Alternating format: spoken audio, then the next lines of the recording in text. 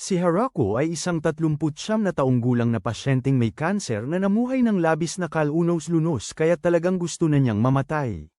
Isang araw, natupad din sa wakas ang kanyang kagustuhan, lumitaw ang isang tuwid na linya sa kanyang heart monitor, at namatay siya agad. Pagkamatay niya, natagpuan ni Harako ang kanyang sarili sa isang kakaibang lugar. Sa simula, inakala niyang langit iyon, ngunit pagkatapos, isang Diyos ang nagpakita sa kanya. Ipinaliwanag ng Diyos na bibigyan niya si Harako ng ikalawang pagkakataon sa buhay, dahil napakasama ng una niyang buhay. Sa pagkakataong ito, ipinangako niyang bibigyan siya ng malusog na katawan na hindi siya pababayaan tulad ng dati. Ang Diyos ay taos-pusong humihingi ng paumanhin dahil hinayaan niyang mamuhay si Harako ng isang napakalungkot na buhay. Para makabawi rito, tinanong niya kung mayroon bang hiling si Harako para sa bago niyang buhay at katawan. Dahil ang Diyos na ito ay kayang tuparin ang anumang hiling na may isip, walang katapusan ang mga posibilidad, ngunit isa lang ang hiling ni Harako.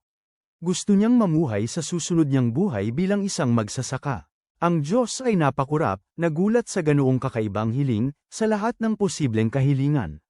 Gayunpaman, ipinaliwanag ni Harako na habang nakarete siya sa ospital, minsan siyang nanood ng palabas tungkol sa mga magsasaka at naisip niyang astig sila. Naaliw, nagpasya pa rin ng Diyos na ipagkaloob ang kahilingan. Bukod pa rito, binigyan niya si Harako ng isang bonus na regalo, ang makapangyarihang kasangkapan sa pagsasaka, isang gamit na may di kapani-paniwalang kapangyarihan. Kasabay niyon, inilipat siya ng Diyos, at nagising si Harako na nakahiga sa lupa sa gitna ng kagubatan. Ang una niyang naramdaman ay pagkasabik, sa wakas ay mayroon na siyang malusog na katawan. Sa unang pagkakataon sa loob ng maraming taon, maaari na niyang asamin ang isang payapa at relax na buhay bilang isang magsasaka. Sinusuri ang sarili, napansin niyang mas bata siyang tignan kaysa dati. Sa kasamaang palad, mukha rin siyang mas pangit kaysa dati. Ang mas malala pa, nilikha siya ng Diyos na nakasuot ng damit mula sa dollar store. Nagbuntong hininga si Harako sa kanyang itsura, ngunit ipinagwalang bahala niya ito. Sinusubukan ang makapangyarihang gamit pang sakahan, pinatawag niya ang isang asarol, sa kanyang pagkamangha. Hinahayaan siya nitong maghukay ng kahit gaano karaming butas na gusto niya nang hindi napapagod, na ikinahanga niya. Sinimulan ni Harako na galugarin ang kagubatan, ngunit mabilis siyang natauhan. Kailangan niya ng ligtas na lugar na matutuluyan. Kung tutuusin, malaki ang posibilidad na may mga halimaw o mapanganib na nilalang na nagkukubli sa paligid. Natagpuan niya ang isang malaki at matibay na puno at nagpasya na magandang lugar ito para magtayo. Kanyang base. Ngunit may isa pang problema, ang tubig. Wala siyang makitang ilog o balon sa malapit, at kakailanganin niya ng tubig para mabuhay. Kaya ipinatawag niya ulit ang kanyang makapangyarihang kasangkapan sa pagsasaka, na naging pala, at nagsimulang maghukay. Ito ay lubhang kapaki-pakinabang dahil maaari itong magbago sa maraming iba't ibang bagay. Ang tanging limitasyon lang ay hindi ito kayang maging komplikadong makina. Gayunpaman, pinapadali nito ang paghuhukay. Patuloy lang si Harako sa paghuhukay hanggang sa wakas, ay nakahanap siya ng tubig. Dahil doon, may balon na siya ngayon. Ngayong naasikaso na ang tubig, ang susunod na prioridad ay pagkain, kakatwaman. Kahit pagkatapos ng lahat ng paghuhukay na ito, wala man lang naramdamang gutom si Harako. Gayunpaman, naisip niya na mas mainam kung may nakahandang pagkain, kung sakali. Nagpasya siyang kailangan niyang isama ang pangangaso sa kanyang mga plano. Sa ngayon, gayunpaman, ang pangunahing gawain ay ang pagtatayo ng kubo. Gamit ang makapangyarihang gamit sa pagsasaka, madali niyang pinuputol ang mga puno at ginagawang maayos na blok ng tabla, handa na para sa pagtatayo. Ngunit nang magsimula siya, napagtanto ni Harako na ang pagtatayo ng kubo ay mas mahirap kaysa sa inaasahan niya. Nagsimula siyang pag-isipan ng lahat ng salik na kasama rito. Disenyo, katatagan, materyales, ayos, at bago pa niya namalayan, nawala na siya ng pakiramdam sa oras. Lumulubog na ang araw, mabilis na kailangan ni Harako ng pinagmumulan ng ilaw. Sinubukan niyang ipatawag ang isang bagay tulad ng flashlight o lampara gamit ang kasangkapan sa pagsasaka, ngunit walang lumabas. Mukhang hindi saklaw ng kapangyarihan nito sa pagsasaka ang mga iyon. Isa pang paghihigpit mula sa Diyos. Pagkatapos ay sinubukan niyang ipatawag ang isang magnifying glass at gumana ito.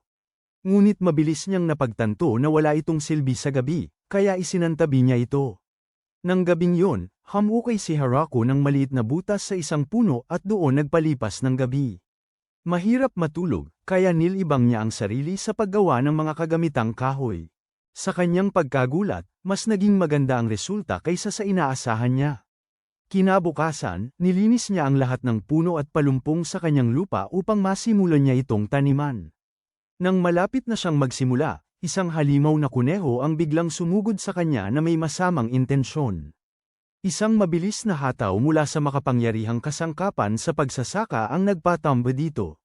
Ginamit naman ni Harako ang karne ng halimaw upang maghanda ng tanghalian para sa hapon. Susunod sa kanyang gagawin ang pagtatayo ng palikuran. Sa simula, kakaunti lang ang prebasya nito, kaya nagdagdag siya ng mga pader sa paligid nito, na nagpakasibilisado rito. Ginugugol niya ang natitirang bahagi ng araw sa pagbubungkal ng lupa upang mapalago ang mga pananim, at pagsapit ng dapit hapon, marami na siyang nagawa. Gayunpaman, wala pa siyang mga buto. Nagpasya siyang matulog ng gabing yun at makipagsapalaran sa gubat kinabukasan upang maghanap ng mga buto o prutas.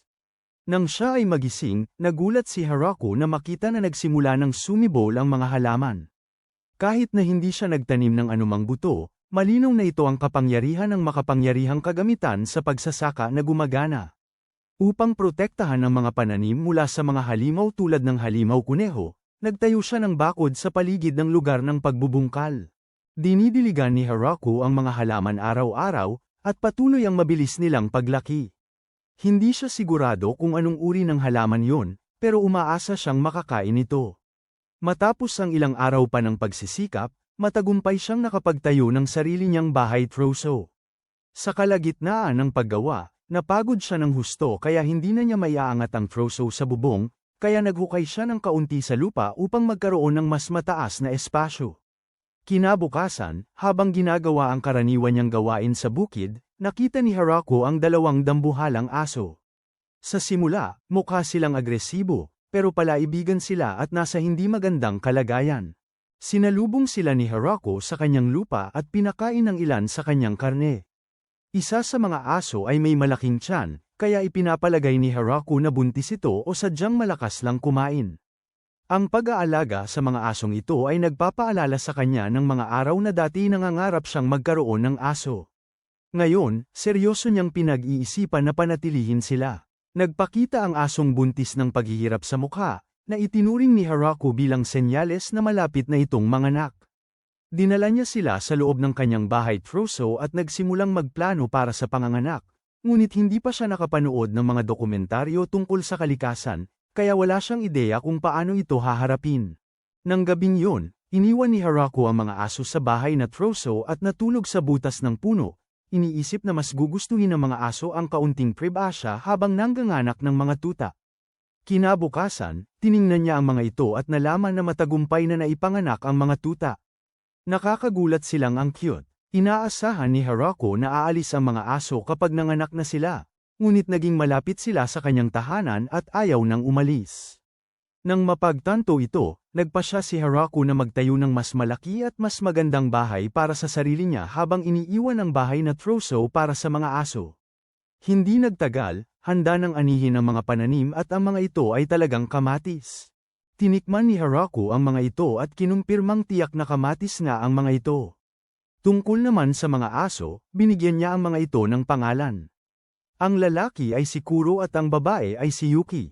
Nagtataka ang Diyos kung paano nakakaraos si Harako mula nang magkaroon ng bagong buhay, ngunit doon niya napagtanto na nagkamali na naman siya. Hindi niya sinasadyang na ipadala si Harako sa isang napakapanganib na kagubatan, napakapanganib kaya't ito ay itinuturing na kagubatan ng kamatayan. Napagtanto niya na kailangan niyang ibalik agad si Harako, ngunit naalala niya na yun ay magiging paglabag sa mga patakaran, na malinaw na nagsasabing hindi siya maaaring manghimasok sa buhay na ibinigay niya sa isang tao. Iniakala ng Diyos na malamang na mamamatay si Harako sa mundong yun at babalik sa kanya. Pagkatapos, kapag nangyari yun, aayusin niya ang mga bagay. Gayunpaman, mas maayos ang kalagayan ni Harako kaysa sa inaasahan. Nagawa niyang gamitin ang makapangyarihang kagamitan sa pagsasaka upang anihin ang maraming pananim. Gumagana ang kagamitan sa pamamagitan ng pag-iisip niya kung ano ang gusto niyang itanim, at pagkatapos ay automatikong inihahasik ang mga buto sa lupa. Nagsisibol sila ng napakabilis kaya hindi niya na alam ang gagawin sa lahat ng mga ito. Sa kabuuan, napagtanto ni Harako na narito lamang siya salamat sa mga Diyos, kaya naman itinayo niya sila ng isang estatwa upang parangalan sila. Nagpasya si Harako na sumubok ng bago at nagtanim ng ilang namumungang puno. Naiisip niya na kung magiging maayos ito, lubos na mapapabuti ang kanyang dieta. Minsan niyang narinig na taon ang abutin bago mamunga ang mga puno ng prutas, ngunit handa pa rin siyang maghintay hanggat kailangan para mamunga ang mga ito.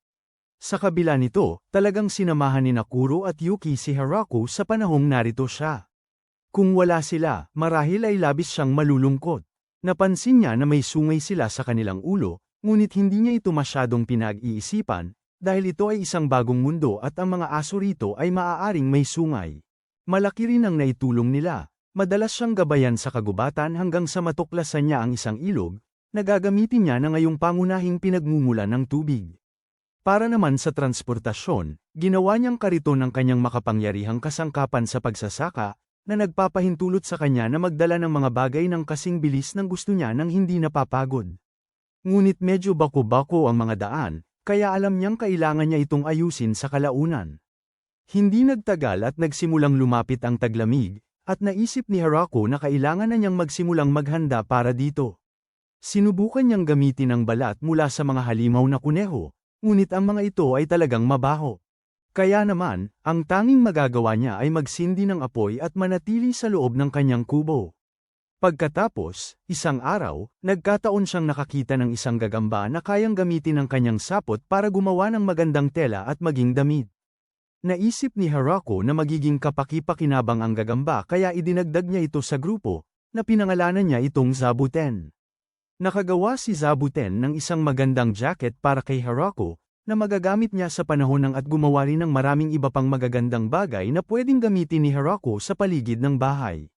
Sa wakas, dumating ang taglamig, ngunit salamat sa mga paghahanda na ginawa niya, nagawa ni Harako na ito ng maayos. Ang mga aso ay komportable sa loob, ngunit si Zabuten ay baka nag-hibernate o kung anuman dahil matagal na siyang hindi bumababa mula sa kanyang kubo.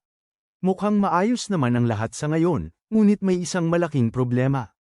Matagal nang hindi nakikipag-usap si Harako sa totoong tao. Nagsisimula na siyang makaramdam ng matinding kalungkutan, at natatakot pa nga na baka makalimutan na niya kung paano magsalita. Makalipas ang sandali, dumating ang tagsibol. Ang mga tuta, na malalaki na ngayon, ay naglakbay sa kagubatan upang maghanap ng mga nobya. Hindi nagtagal ay nakilala nila ang iba pang aso sa kagubatan, at mabilis silang bumalik at ipinakilala sila kay Harako. Bukod pa rito, tila nanganak si Zabuten. Alam ni Harako na nangangahulugan ito ng mas maraming bibig na pakakainin, kaya napagtanto niya na kailangan niyang magtrabaho ng mas masipag upang matugunan ang lahat. Noon din, nagpatunog si Zabuten ng babalang alarma. Agad na naintindihan ni Harako na may kakaibang nangyayari sa kagubatan, kaya pumasok siya upang imbestigahan.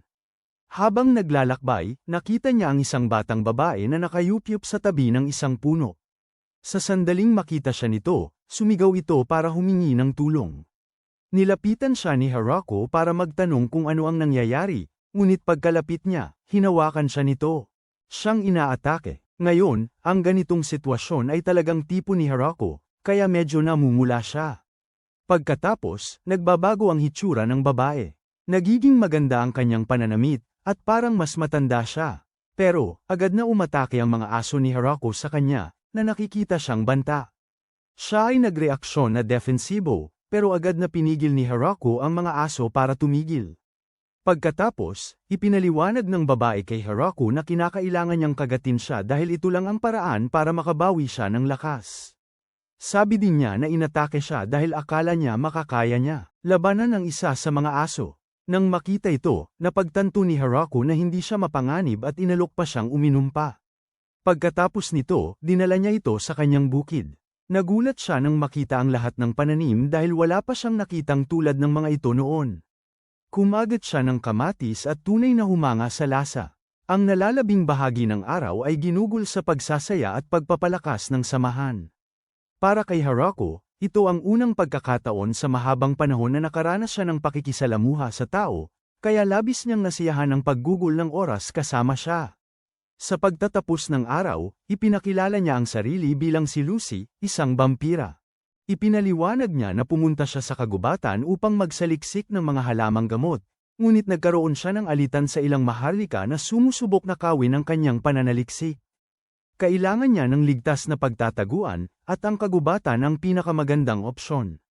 Napansin ni Harako na binuksan niya ang isang panel na ipinapalagay niyang salamangka.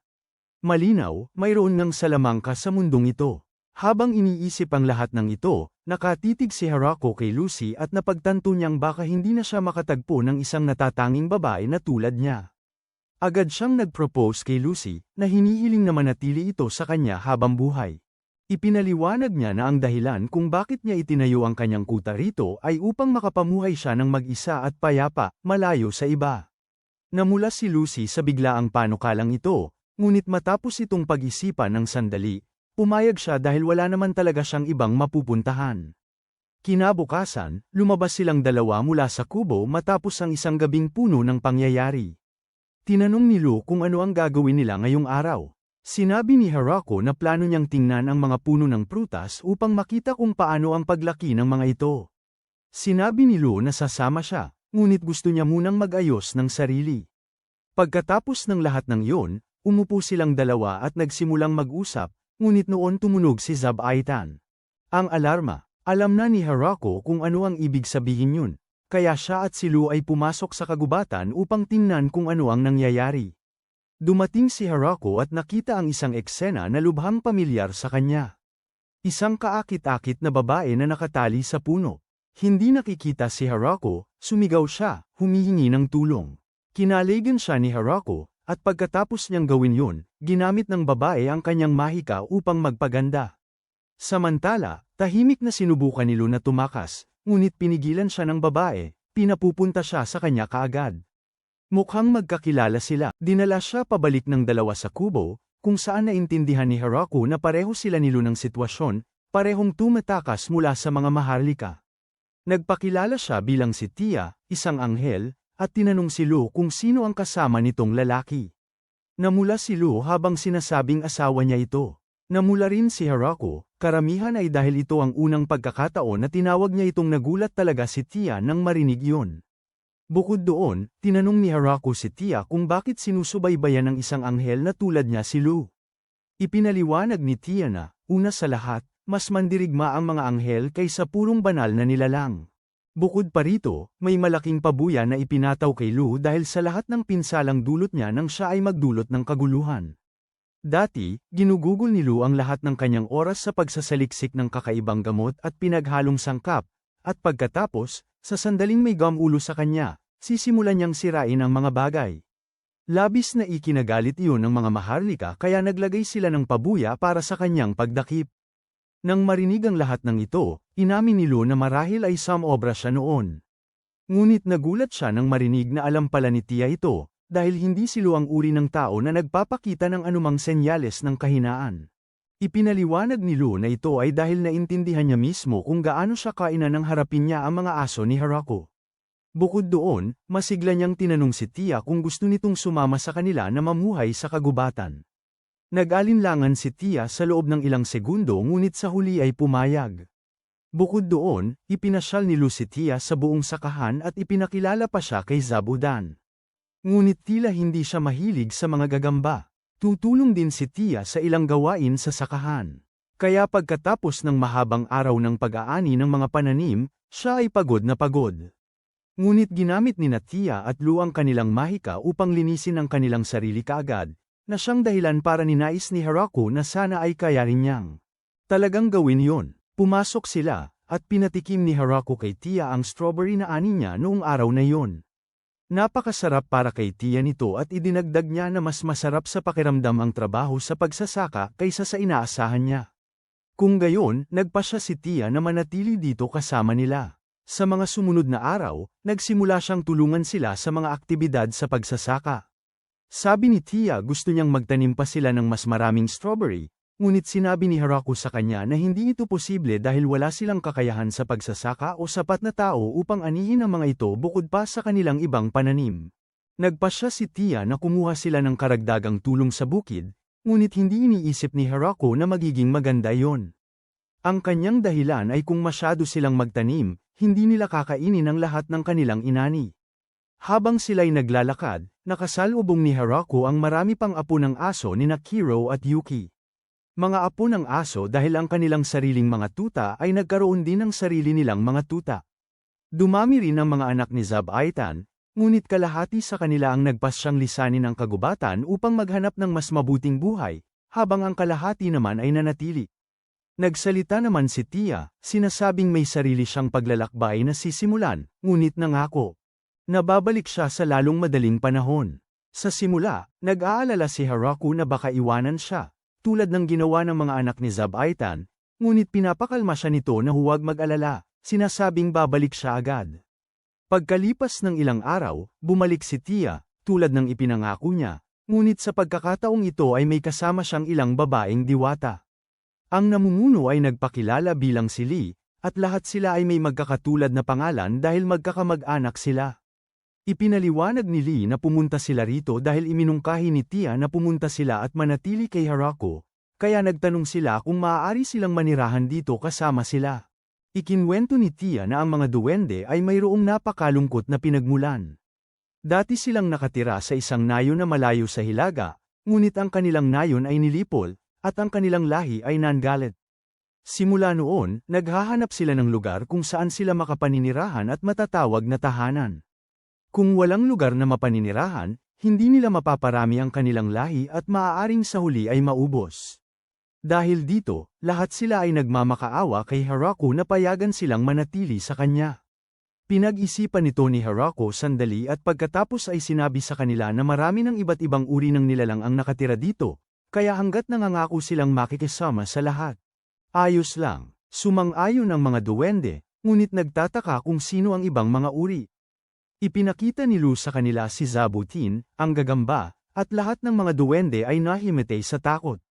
Ngayong dumami na ang nakatira doon, nagpasya si Haraku na magsimula sa paggawa ng isang malaking bahay para tirahan nilang lahat, dahil nais ng 7 duwende na manirahan ng magkakasama. Sunod, gumawa siya ng palikuran at lugar na tapunan ng basura. Tumulong ang mga duwende sa pagtatayo, at sa loob ng humigit kumulang 10 araw, natapos ang lahat.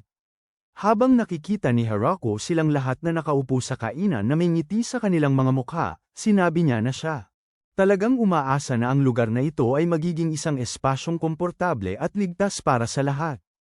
Hindi nagtagal at nasanay ang mga duwende sa pamumuhay sa bukid. Sinimulan nilang anihin ang mga pananim at tikman ang mga ito upang malaman kung alin ang gusto nila at hindi nila gusto. Isang araw, habang pinaghihiwalay ni Haraku at Lee ang mga ani, nagulat si Haraku nang malaman na kahit duwende si Lee, gumagamit siya ng apoy at kumakain ng karne. Nagimbal siya dahil palagi niyang iniisip na ang mga duwende ay mga nilalang na nabubuhay ng naaayon sa kalikasan, kumakain lamang ng prutas mula sa mga puno, at tumatangging magsuot ng anumang gawa sa metal. Nang marinig ang kanyang mga iniisip, sumeryoso ang ekspresyon ni Lee. Sinabi niya kay Haraku na kung pipiliin niyang mamuhay ng ganoon na iniisip na ang mga duwende ay mapayapang naninirahan sa mga puno, hindi magtatagal at mamamatay siya sa gubat na ito. Kinabukasan, magsisimula na sana si Haraku sa kanyang pagtatrabaho sa bukid para sa araw na yon. Ngunit sa oras na yon, kinuha ni Zabutin ang kanyang atensyon at ipinakita sa kanya ang dambuhalang reynang pukyutan na kanyang nahuli. Sa simula, inakala ni Haraku na kakainin lang yun ni Zabutin, ngunit sinabi ni Zabutin na gusto niya itong alagaan bilang alaga. Walang problema si Haraku doon, kaya't nagtayo siya ng bahay para sa reynang pukyutan at sa mga manggagawang pukyutan nito. Ang mga pukyutang manggagawa ay karaniwan ang laki, habang ang reyna pukyutan naman ang tanging malaki.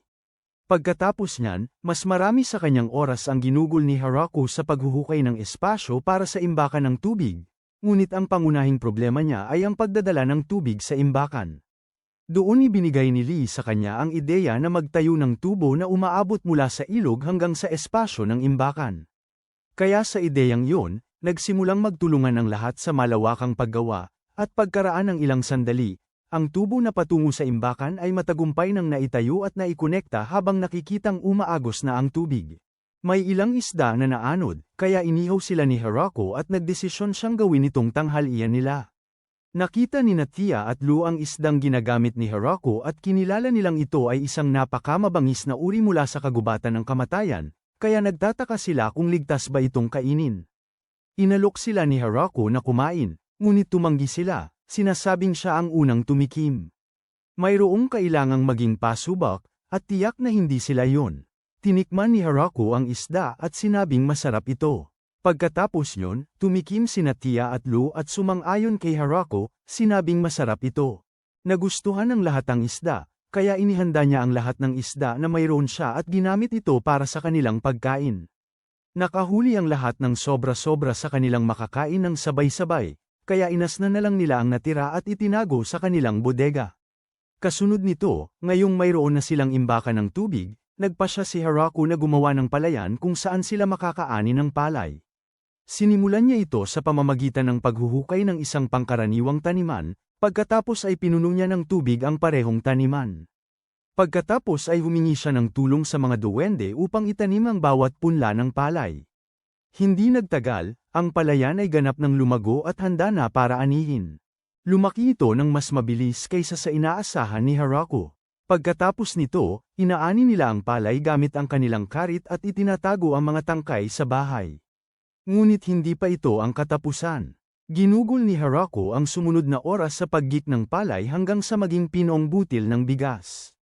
Pinagmamasdan ni Lu at Tia ang mahirap na proseso sa paggawa ng bigas at nagtataka kung sulit pa ba ito sa puntong yon, ngunit tiniyak ni Hirako sa kanila na napakasulit nito. Pagkatapos nyon, lumabas si Hirako upang lutuin ang bigas, at nang matapos na ito, ginawa niya itong mga bola-bola ang kanin at inihain sa isang tray, at inanyayahan sina Lu at Tia na tikman. Tinikman nilang lahat ang mga rice ball at nalaman nilang napakasarap nito. Ginamit niya ang isda mula kanina para gawing palaman sa mga rice ball. Kahit na naubos ng mga duwende ang lahat ng rice ball, masaya lang si Hirako na nakitang nagustuhan nila ito. Sa susunod, marahil ay gagawa pa siya ng ibang palaman. Kinabukasan, pagkatapos ng mahabang araw ng trabaho sa palayan, ginamit ng lahat ng iba pa ang kanilang mahika para linisin ang kanilang sarili, na siyang nagpainggit kay Hirako sa kanila. Kaya dahil doon, nagpasya siyang gumawa ng paliguan. Hindi ito dapat mahirap dahil nakagawa na siya ng daluyan ng tubig. Gayunpaman, sinimulan ni Hirako ang konstruksyon, ngunit pagkaraan ng ilang sandali, napagtanto niyang isang malaking. Ang problema ay kung saan mapupunta ang kanilang tubig na pinagpaliguan matapos nilang maligo. Sa tingin niya, hindi tama na basta na lang itong itapon pabalik sa ilog. Nang marinig yun, nakaisip si Tia ng solusyon na gumamit ng mga slime na panlinis upang daliseyan ang kanilang tubig na pinagpaliguan, at magagamit nila ulit ito. Bukod pa rito, naniniwala si Tia na makakatulong din ang mga slime na panlinis pagdating sa paglilinis ng mga banyo. Ngayon, hindi na nila kailangan pang gawin ito sa sarili nila. Nang maresolba ang problemang yon, matagumpay nilang naitayo ang paliguan sa pagtatapos ng araw. Naghubad si Hirako upang ipakita kung paano ginagamit ang paliguan, kaya pumasok siya. At una sa lahat ay binabanlawan niya ang kanyang katawan bago siya pumasok sa paliguan upang maligo. Nang makita yon, lahat ng mga babae ay pumasok sa paliguan kasama si Hirako, sinasabing ang sarap maligo kapag kasama siya. Ito ang uri ng bagay na pinangarap ni Hirako sa kanyang nakaraang buhay, kaya ang tanging magagawa niya ay manatiling tahimik. Kinabukasan, nagdala si Lee ng ilan pang mga duwende mula sa kanilang nayon, na nagtanong kay Hirako kung ayos lang ba na manatili sila sa nayon tulad ng ginagawa ni Lee. Wala namang reklamo si Hirako, kaya pumayag siya. Iminungkahi ni Lee na agad silang magsimulang maghanda upang gumawa ng bagong bahay para sa mga paparating na mga duwende na titirhan. Tuwang-tuwa si Lee. Sabi niya, masayang-masaya siya dahil sa wakas ay makapagpapalaganap na sila ng kanilang lahi. Hindi sigurado si Hirako kung paano sila magkakaanak dahil pawang mga babae ang lahat ng duwende, ngunit nakakatuwang makita silang puno ng pag-asa. Samantala, pinagmamasdan ni Kuro ang eksena at nakikita niyang muling pinapalaki ni Hirako ang kanyang harem. Dahil dito, napaisip siya kung gaano kapigata ang kanyang buhay bago niya nakilala si Hirako. Matapos sila at ang kanyang pamilya ay nadaig ng isang halimaw na oso, sugatan sila at wala ng dahilan upang magpatuloy, ngunit noon nila nakasalubong si Haraku. Sa simula, inakala nilang isa lang siyang mahinang tao, ngunit nang makita nila ang napakalaking kapangyarihang taglay ng makapangyarihang kasangkapang pansaka, agad silang nagkaroon ng paggalang sa kanya. Naging sapat ang kabaitan ni Haraku upang kupkupin sila bilang isa sa kanyang sarili.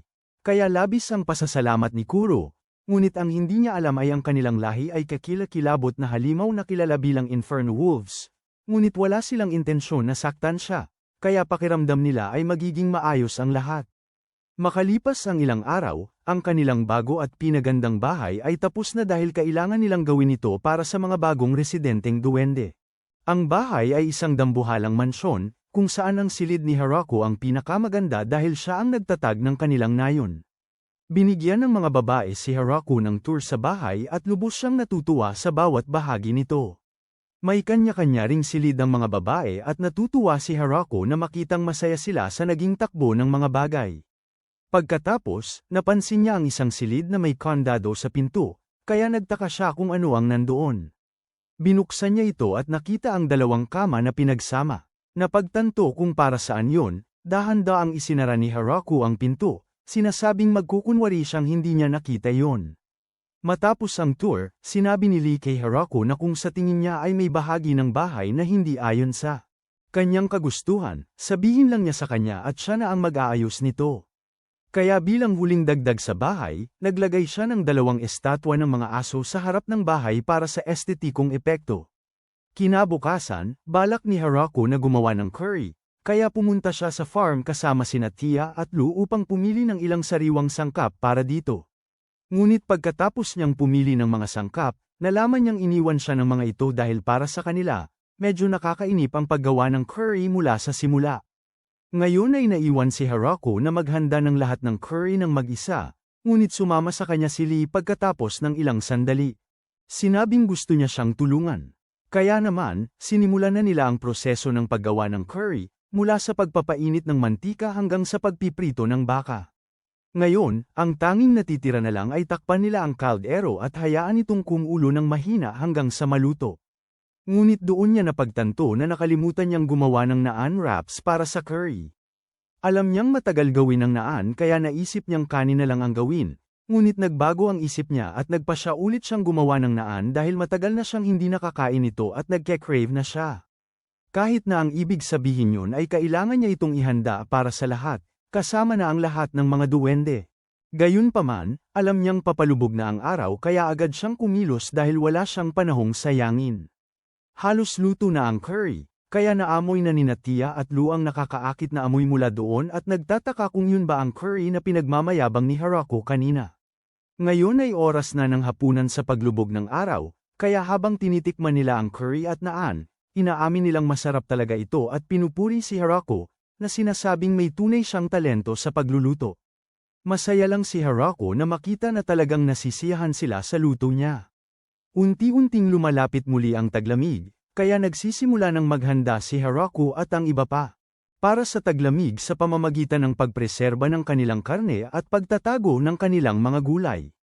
Nang araw na yon, nakita ni Haraku si Lu na ginagamit ang salamang kanyang apoy para usukan ang kanilang karne. Dahil dito, ninais ni Haraku na sana'y makagamit din siya ng mahika kaya't sinubukan niya itong gamitin ngunit bigo siya ng labis. Nakisama sa usapan si Haraku kay Lee, kung saan inamin niya kung gaano niya naiisip na astig sila lahat dahil marunong silang gumamit ng mahika.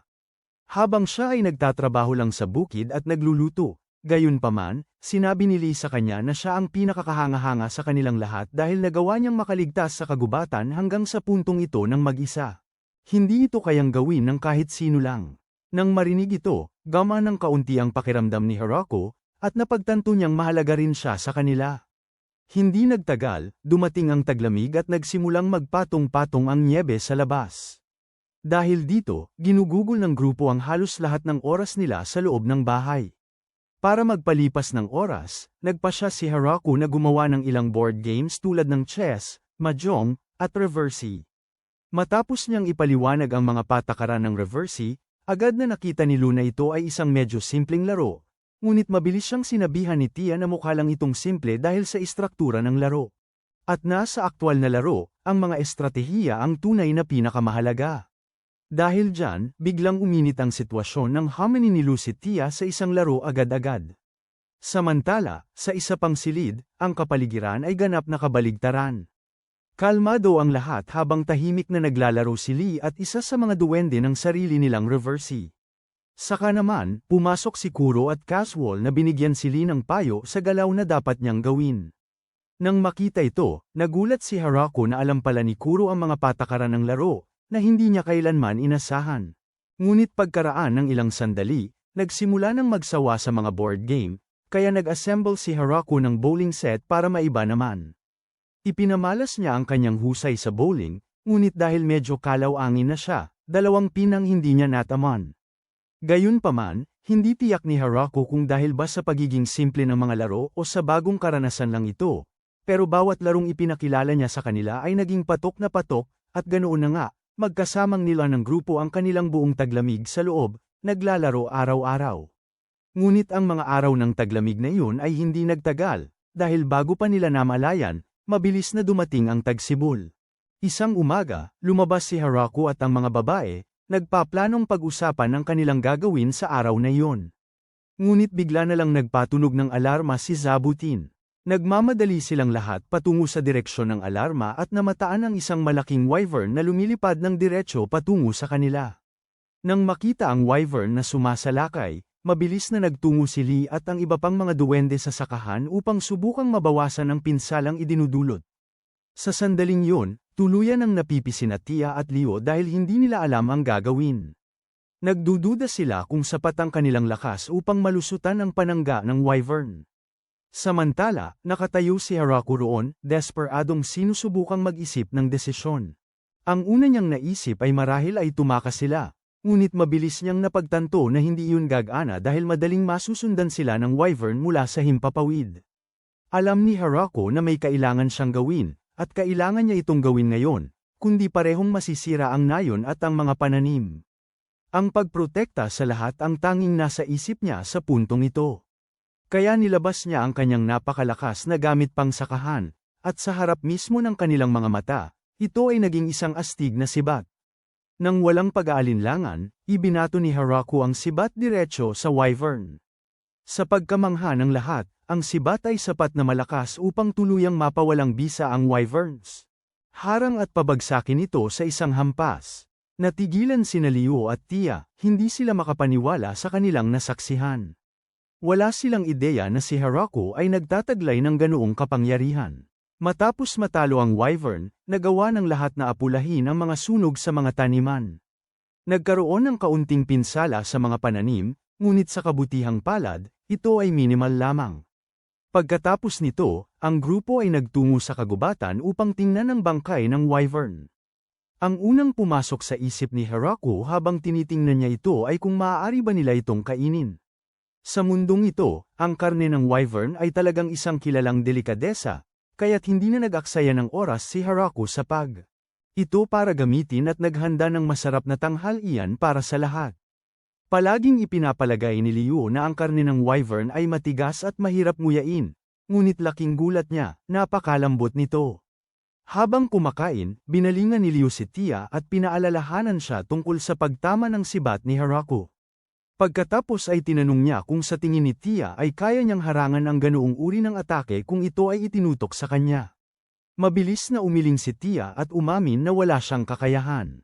Ang sibat ay napakalakas, hindi lamang nito tinagusan ang harang ng wyvern, kundi tumagos din sa mismong dibdib nito sa isang pagtama.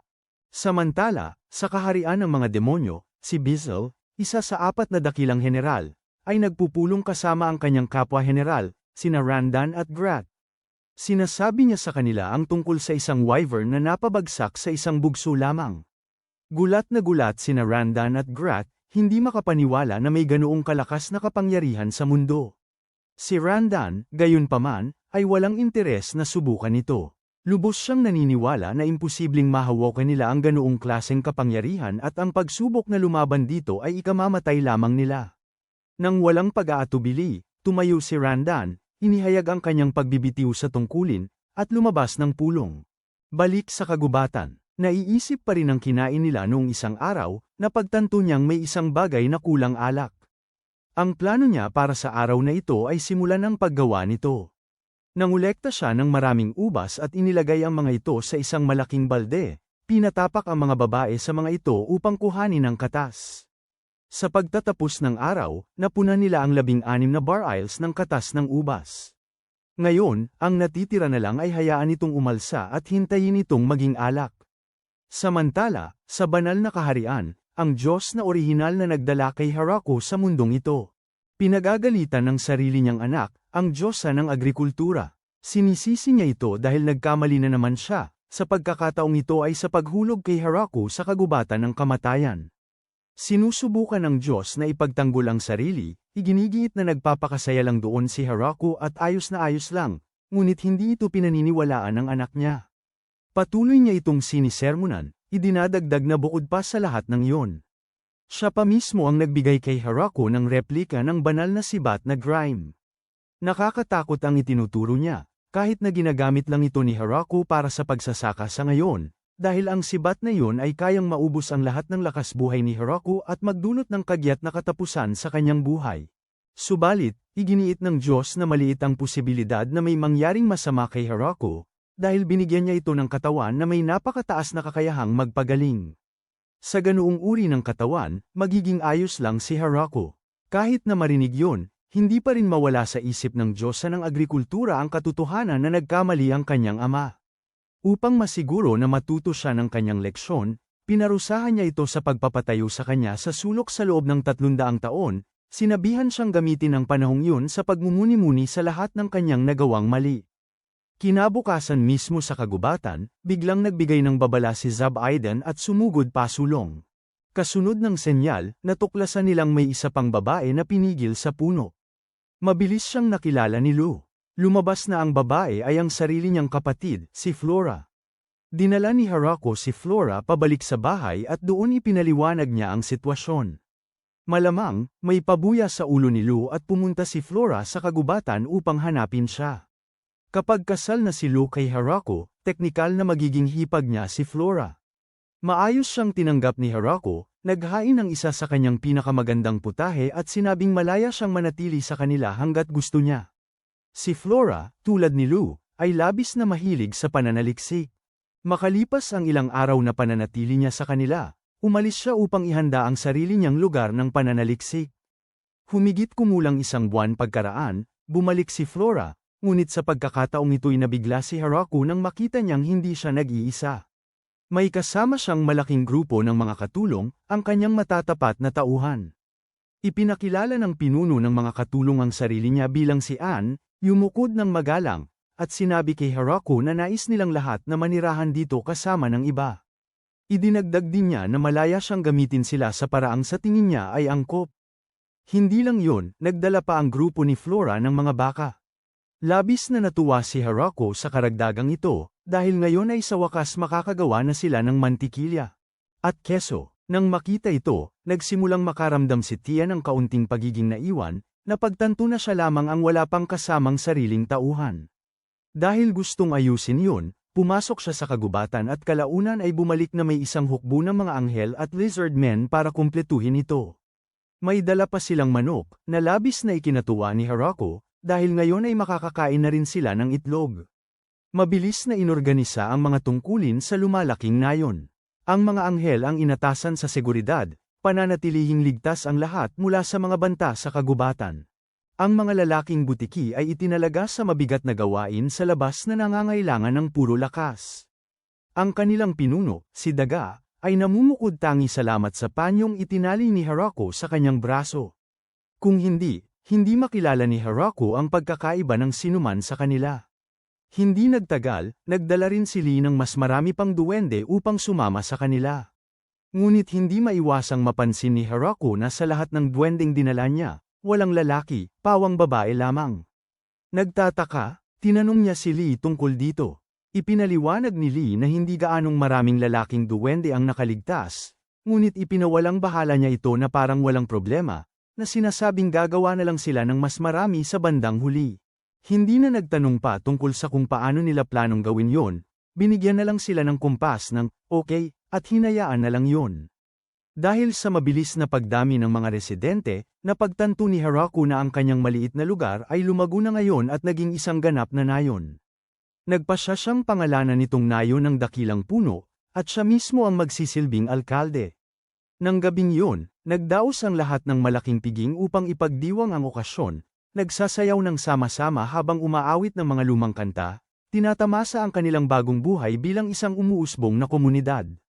Kinabukasan, lumapit kay Haraku ang isa sa mga anghel, at ipinabatid sa kanya na isang mensahero mula sa hukbong demonyo ay dumating upang sila'y makita. Ang sugo ay walang iba kundi si Bizel. Ipinaliwanag niya na nais niyang pag-usapan ang kanilang paninirahan sa sinumang namamahala sa nayon. Napagtanto ni Haraku na ito ang kanyang unang totoong tungkulin bilang alkalde ng Great Tree Village, kaya humakbang siya pasulong at ipinahayag na siya ang namamahala. Nagsimula si Bizel sa pag-aalok kay Haraku ng regalo, saka sinabing mayroon siyang ilang katanungan tungkol sa kanilang paninirahan. Matapos marinig ito, agad na nalaala ni Haraku ang minsang sinabi ni Leo sa kanya, na ang lahat ng lupa sa lugar na ito, kabilang ang lupang kanilang pinaninirahan, ay talagang pag-aari ng hari ng mga demonyo. Dahil doon ay napaisip siya, ipinadala ba ng haring demonyo si Bizel para paalisan sila, o narito siya para maningil ng buwis? Sa alinmang paraan, alam ni Haraku na ito ang isa sa pinakamalaking desisyon na kailangan niyang gawin bilang alkalde. Matapos mag-isip ng mabuti, sinabi ni Haraku kay Bizel na kung may anumang reklamo ang haring demonyo sa kanilang pananatili rito, handa silang magbayad ng 10% buwis sa paggamit ng lupa. Ngunit idinagdag niya ang isang mahalagang kondisyon. Ang buwis ay manggagaling lamang sa kitang nalikha mula sa taniman, hindi mula sa mga hayop. Saglit na natigilan si Bizel sa narinig, at nangilabot sa napakababang halaga. Nang makita ang reaksyon nito, nagtaka si Haraku kung baka masyadong mababa nga ang 10%, ngunit agad-agad ay kinakabahang pumayag si Bizel sa alok. Pumasok sila sa loob, nilagdaan ang mga papeles, at umalis si Bizel patungong kaharian ng mga demonyo. Pagkaalis niya, tinanong ni Haraku ang mga babae kung paano niya nagawa. Sinabi nila sa kanya na napakahusay ng kanyang ginawa, dahil ang karaniwang buwis ay nasa 60 hanggang 70%, pero nagawa niyang makakuha ng deal na 10% lamang. Bukod pa rito, ang pagbabayad ng buwis ay nangangahulugang mayroon na silang proteksyon mula sa hukbo ng mga demonyo. Samantala, pabalik sa punong himpilan ng hukbo ng mga demonyo, nagre-report si Bizel sa iba pang general, at silang lahat ay nangangatalang tuhod sa takot. Ipinaliwanag ni Bizel na nakita niya si Haraku, ang alkalde ng nayon, na nakatayo sa tabi ni Lu, ang prinsesa ng mga vampira, ni Tia, ang anghel ng paglipol, at isang kawan ng mga lobong nagliliyab. Sa pagkakita pa lang sa mga puwersang yon, hindi na nakapagtataka na natalo nila ang isang wyvern. Ang mas nakagulat pa sa kanya ay ang katotohanang kusang loob silang pumayag magbayad ng buwis at maging bahagi ng proteksyon ng hari ng mga demonyo, sa kabila ng kanilang halatang lakas.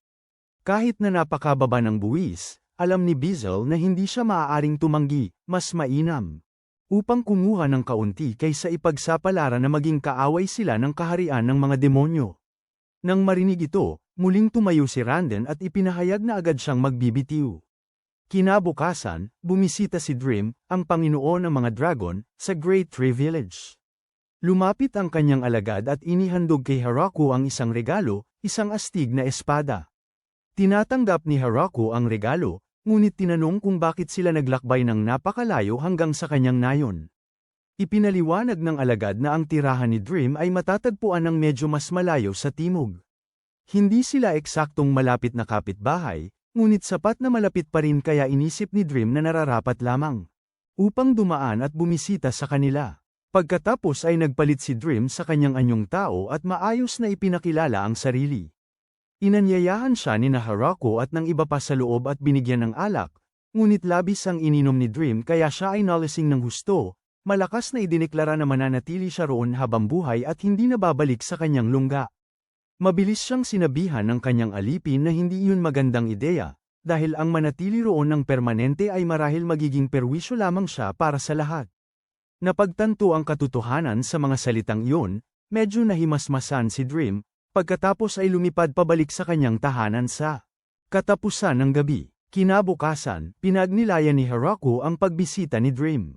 Bagamat nasiyahan siyang maging host, inamin ni Harako na hindi niya gusto ang ideya ng patuloy na pagdagsa ng mga kung sino-sinong bisita sa kanilang tahanan. Kaya, iminungkahi niya na magtayo sila ng isang bahay tuluyan na sapat ang laki para makatugon sa humigit kumulang 30 katao, isang lugar na partikular na inilaan para sa pagtanggap ng mga bisita. Habang nagsimula ang pagtatayo ng bahay tuluyan, bumuo rin sila ng bagong sistema para lamang sa mga bisita. Tutunog si Zabudin ng kampana kapag dumating ang mga bisita at hahampas ng tapyas ng bato kung may magpakita ng mga kaaway. Bukod pa rito, bumuo pa sila ng isang welcoming party, o komite ng pagtanggap, na ang trabaho ay batiin ang sinumang bumisita. Pagkaraan ng ilang sandali, kumpleto na ang kanilang paghahanda, at di nagtagal ay dumating na ang kanilang mga unang panauhin. Sa pagkakataong ito, isang grupo ng mga taong hayop ang dumating. Lumabas si Lu upang salubungin sila, ngunit agad niyang napansin na may kakaiba sa grupong ito. Pagkatapos ay ibinunyag niya na naramdaman niya ang ilan sa kanila na nagtatago sa kagubatan. Gayunpaman, si Garf, ang pinuno ng mga taong hayop, ay mabilis na humingi ng paumanhin, na sinabing ang mga nakatago ay malamang na sumunod ng walang pahintulot niya. Tinanggap ni Lu ang dahilan, ngunit binalaan sila na maging maingat sa kanilang pananatili. Nang sila ay nasa loob na, humanga ang mga taong hayop sa mga dekorasyon ng bahay panauhin. Gayunpaman, hindi maalis ng mga dalaga ang hinala na ang mga taong hayop na ito ay tunay na mga kaaway na nagkukubli. Una, wala silang dalang anumang regalo ng pagbati tulad ng ibang mga bisita, at ikalawa, may 2 taong hayop na nagtatago sa kagubatan. Dahil sa mga babalang ito, nagpasya ang mga dalaga na bawasan ang pagiging mapagpatuloy at sadyang paghain sa kanila ng hindi gaanong masarap na pagkain. Si Harako ay totoo lang na nakaramdam ng kaunting pagkakonsensya tungkol dito, ngunit sumunod pa rin siya. Ngunit kalaunan, lumabas na ang mga taong hayop ay hindi naman pala sinusubukang linlangin ng sinuman. Sa katunayan, naroon sila upang talakayin ang ugnayang pangkalakalan. Ipinaliwanag ni Garf na ang kanilang nayon ay hindi interesado sa karaniwang pang-ekonomiyang kalakalan, kundi sa pisikal na palitan. Pagkatapos ay tinanong niya kung maaaring ang nayon ni Harako na lang ang pumunta sa kanilang nayon para makipagkalakalan. Ipinaliwanag niya na napakahirap ng paglalakbay dito at ang pagdadala ng mga kalakal pabalik-balik ay magiging napakalaking abala. Ang mga beastmen ay nakikipagkalakalan sa mga bagay tulad ng pintura, kagamitang pilak, at kagamitang salamin, lahat ng mga bagay na labis na kinagiliwan ni Harako. Agad niyang sinabi na gusto niyang bilhin ang lahat. Sa ganoong paraan, nagkasundo ang 2 panig. Nag-alok pa si Dream na siya na ang mag-asikaso sa transportasyon kapalit ng isang barrels ng alak. Dahil si Harako, bilang alkalde, ay hindi maaaring ang unang maglakbay para sa kalakalan, si Tia ang nagboluntaryong pumunta sa halip. Makalipas ang ilang araw, bumalik siya kasama si Dream at buong pagmamalaking inihayag na naging matagumpay ang kalakalan. Ang lahat ng produkto ay naipagpalit ayon sa napagkasunduan. Kasama niyan, nabanggit din niya na tinanong ng alkalde ng nayon ng mga halimaw kung maaaring lumipat dito ang ilan sa kanilang mga tao. Pinag-isipan nito ni Harako at inamin na makakatulong ang karagdagang manggagawa, kaya pumayag siya. Pagkatapos, inihayag ni Tia na ang grupo ay binubuo ng 20 kabataang babae. Natigilan si Harako nang marinig ito, na pagtantong ang sarili nilang nayon ay mayroon ng halos kababaihan. Kung magpapatuloy ito, mapanganib ang kinabukasan ng nayon. Mahigpit niyang sinabi na tatanggapin lamang niya sila kung magpapadala rin ng mga taong halimaw ng hindi bababa sa 2 binata. Hindi nagtagal, dumating ang mga taong halimaw at ang kanilang pinuno, isang dalagita na nagngangalang Sina, ay kinabahan na binati si Harako. Sinabi niya kay Harako na handa siyang gawin ang anumang ipagawa nito, basta't huwag lamang siyang iwanan. Ngumiti lang si Harako nang may kabaitan at pinakalma siya na hindi niya kailangang mag-alala na mapapaalis. Nang marinig yun, ngumiti pabalik si Sina nang may kaginhawaan. Pagkatapos, tinanong ni Harako ang tungkol sa mga binata na kanyang hiniling. Inihayag ni Sina ang 2 batang lalaki, ngunit 11 taong gulang pa lamang sila, bagamat mas bata kaysa sa inaasahan ni Harako. Tiningnan niya sila at natanto na sila ang kumakatawan sa kinabukasan ng nayon mula ngayon. Sa una, Inakala ni Sina at ng iba pang mga taong hayop na sila ay tatratuhan ng masama dito, ngunit sa kanilang pagkagulat, si Haraku at ang lahat ay pawang kabaitan lamang ang ipinakita.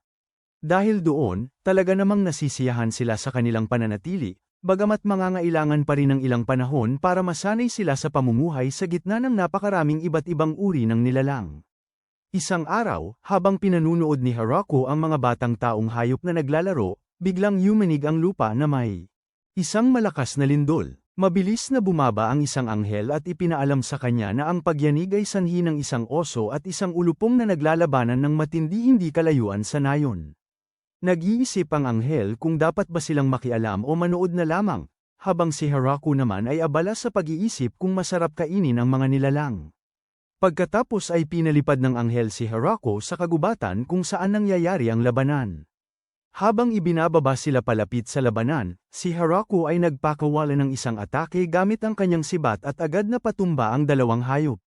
Nabigla ang ibang mga anghel, namangha na napakalakas ni Haraku gayong hindi pa nila kailanman inaasahan na nila ito. Dinala nila ang oso at ulupong pabalik sa nayon, kung saan inihanda ang kanilang karne para maging masarap na tanghalian. Ang pritong ulupong ay may lasa halos katulad ng chicken tenders, kaya napagdesisyonan ni Haraku na kailangan ito ng tamang sausawan. Agad-agad, nagsimula siyang gumawa ng mayonesa, at nang handa na ito, tinikman nito ni Flora at humanga sa kung gaano ito kasarap. Pagkatapos niyan, dumako si Haraku sa kanyang susunod na proyekto, ang miso. Nagkasama sila ni Flora upang maghanda ng isang takal, binilog ang pinaghalong sangkap, at inimbak ang mga ito sa isang bar aisle sa silong upang i-ferment ng ilang buwan hanggang sa ganap na lumabas ang buong lasa nito. Sa sandaling yun, dumating si Lu para sabihin kay Haraku na may mga bisita silang dumating. Lumabas na ang mga bagong dating ay isang grupo ng matatandang duwende na pinamumunuan ng isang lalaking magaspang ang dating na nagngangalang Donovan. Nabalitaan nilang ang nayo ng malaking puno ay gumagawa ng dekalidad na alak, kaya sila ay dumating, umaasang makabahagi ng ilan. Handa si Haraku, ngunit agad na sumingit si Lu, na sinabing hindi lang nila basta-basta maibibigay ng libre ang kanilang alak. Inamin ni Donovan na wala silang pera na pambayad, ngunit sa halip, maaari silang mag-alok ng teknolohiya bilang kapalit. Ipinaliwanag niya na dahil ang nayon ay nagpo-produce ng napakaraming pananim, maituturo ng kanyang mga tao sa kanila kung paano upang gawing alak ang mga pananim na yon. Upang patunayan ito, ipinakita ng mga duwende sa pamamagitan ng proseso ng distilasyon kung paano gawing corn whiskey ang mais. Tinikman ni Haraku at inamin niyang tunay ang lasa nito, bagamat medyo masyadong matapang para sa kanya. Pagkatapos nito, nagkasundo ang magkabilang panig, at opisyal na sumama ang mga duwende sa malaking nayo ng puno. Upang ipagdiwang, nagdaos sila ng malaking salo-salo ng pagtanggap. Ang lahat ay umiinom at nagdiriwang ng magkakasama, habang si Haraku ay labis na natutuwa na sa wakas ay mayroon ng mga lalaki sa nayon. Nangangahulugan ito na malaya nang makapagparami ang mga elf nang walang alalahanin. Sa party, lumapit si Haraku kay Donovan at nagtanong kung may dalaga sa nayon na nakakuha ng kanyang interes. Inamin ni Donovan na kahit magaganda ang lahat ng babae rito, hindi talaga sila ang kanyang tipo. Aniya, mas gusto niya ang mga babaeng may makapal at malagang balbas. Dahil doon, napabuntong hininga na lang si Haraku sa pagkatalo. Kinabukasan, ginagawa ni Haraku ang kanyang nakasanayang gawain nang bigla niyang mapansin ang isang higanteng dragon na papalapit sa nayon. Ang una niyang naisip ay pabagsakin ito kaagad, ngunit bago pa siya makakilos, lumitaw si Dream at hinarap ang dragon mismo. Iniisip ni Haraku na ayos na ang lahat ngayon, hanggang sa lumingon siya at makita ang isa pang dragon na papalapit mula sa malayo. Dahil alam niyang tungkulin niyang protektahan ang nayon, mabilis na kinuha ni Haraku ang kanyang sibat at inihagis ito sa isa sa mga dragon. Halos tumama ang atake, ngunit umiwas ang dragon sa huling sandali. Naghanda si Haraku na maghagis ng pangalawang sibat, ngunit sumugod ang alipin ni Dream at sumigaw upang patigilin siya. Ipinaliwanag niya na ang dalawang dragon ay walang iba kundi ang asawa at anak ni Dream. Matapos maalis ang di pagkakaunawaan, nag-anyo tao ang mga dragon. Ang asawa ni Dream ay nagpakilala bilang si Graphalon, at ang kanyang anak na babae ay nagpakilala bilang si Lasty. Ipinaliwanag ni Gruffalon na nagsimula siyang maghinala dahil napansin niya si Dream na palihim na umaalis tuwing gabi at inakala niyang niloloko siya nito. Sa pagkakataong ito, nagpasya siyang sundan nito upang sa wakas ay matuklasan ang katotohanan. Nang marinig ito, mabilis na nilinaw ni Harako na hindi naman talaga nagluloko si Dream. Pumupunta lamang siya sa baryo para uminom. Napagtanto ni Gruffalon ang kanyang pagkakamali, ngunit iginiit niyang hindi siya masisisi sa paghihinala dito. Sa bandang huli, umaalis siya sa kalagitnaan ng gabi nang walang sinasabi at maging kumukuha ng mga bagay mula sa kabangyaman habang nasa daan. Nang maayos na ang lahat, parehong humingi siya at si Lasty ng tawad kay Harako sa pagdulot ng gayong kaguluhan. Siniguro ni Harako sa kanila na walang anuman at sinabing natutuwa lang siya na nagkaayos na ang lahat pagkatapos. Tahimik na sinabi ni Dream kay Gruffalon na lubhang mahalaga na panatilihin ang magandang ugnayan sa Great Tree Village. Inamin niya na may sapat na kapangyarihan ang nayon upang talunin ang kanilang buong puwersa kung sakaling maging masama ang sitwasyon. Nang marinig yun, nagpasya si Gruffalon na mas mainam kung mananatili ang kanilang anak na si Lasty sa baryo ng ilang sandali. Naniniwala siya na titiyakin nito na mananatiling positibo ang kanilang relasyon at matutulungan din si Lasty na matuto mula sa karanasan. Walang tutol si Harako at tinatanggap siya sa baryo. Ganoon nagsimula ang bagong buhay ni Lasty doon, ngunit hindi naging kasing ayos ang lahat tulad ng sa iba na sumali noon. Marami sa mga residente ang nababahala sa paligid niya dahil sa kanyang nakakapanakot na lahing dragon. Para magamit ang kanyang presensya, itinalaga siya ni Harako para humawak sa negosasyon sa mga bisita. Dumating ang unang pagsubok nang dumating muli si Bizzle. Sa sandaling masilayan niya si Lasty, nanginginig siya sa takot, kaya agad niyang sinang-ayunan ang bawat alok sa sandaling yun, desperado na huwag siyang galitin. Nang makita kung gaano ito naging epektibo, ngumisi si Harako, napagtanto na tama ang kanyang naging desisyon na ilagay si Lasty sa tungkuling yun. Kalaunan ay bumalik si Bizzle sa kaharian ng mga demonyo at iniulat ang kanyang nakita. Nagulantang ang mga general, nang mapagtanto na ang Great Tree Village ay may mga dragon na ngayon bilang mga kaalyado. Nais suriin ang kanilang lakas militar ng mas malapitan, nagpasya si Bizzle na ipadala ang kanyang anak na babae, Floram, upang manmanan sila. Hindi nagtagal, dumating si Floram sa nayon. Dahil nabanggit na ni Bizzle nang una pa na mananatili doon ang kanyang anak, tinanggap siya ng lahat ng buong puso. Habang lumilipas ang araw, maingat na sinusuri ni Floram ang lakas militar ng nayon, ngunit laking gulat niya sa kanyang nadiskubre. Napagtanto niya na mayroon silang sapat na lakas upang ganap na pabagsakin ang buong kaharian ng mga demonyo kung gugustuhin nila. Nagtataka, iniisip niya kung anong uri ng tao ang maaaring namumuno sa ganoong lugar. Ang kanyang pagtataka ay naging pagkabigla nang malaman niya na ang alkalde ng nayon, si Harako, ay talagang isang tao. Mabilis siyang binalaan ni Lasty na huwag siyang maliitin. Ipinapaliwanag na si Harako ay sapat ang lakas para makipagharap kahit sa tulad ng kanyang ina. Nang marinig lang ito ay pinanginginig nito si Floram. Mula noon, lubos na siyang kumbinsido sa lakas ni Harako. Sinimulan niya siyang tratuhin ng may malaking paggalang, at nagiging napakahigpit at formal tuwing nakikipag-usap siya rito. Pagkaraan ng ilang linggo, dumating ang taglagas, at kasama nito ang pangako ng maraming masasarap na pagkain. Nagtipon ang lahat sa kusina upang maghanda ng masaganang almusal, ngunit sa kalagitnaan nito, sila lahat ay nakatanto na may nawawala, pagkaing dagat. Naalala ni Blue na may kilala siyang mga ngalakal na makakapagbigay sa kanila nito, kaya mabilis silang naglakbay patimog upang humiling. Pagkaraan ng 3 araw, dumating sa nayon ang punong mga ngalakal ng lungsod ng Shishito sa kaharian ng mga demonyo bilang tugon sa kanilang kahilingan. Una niyang pinasalamatan ang mga ito sa pagtawag sa kanyang serbisyo, at pagkatapos ay buong pagmamalaking ipinakita ang iba't ibang uri ng pagkaing dagat na dala niya. Tuwang-tuwa si Harako sa napili.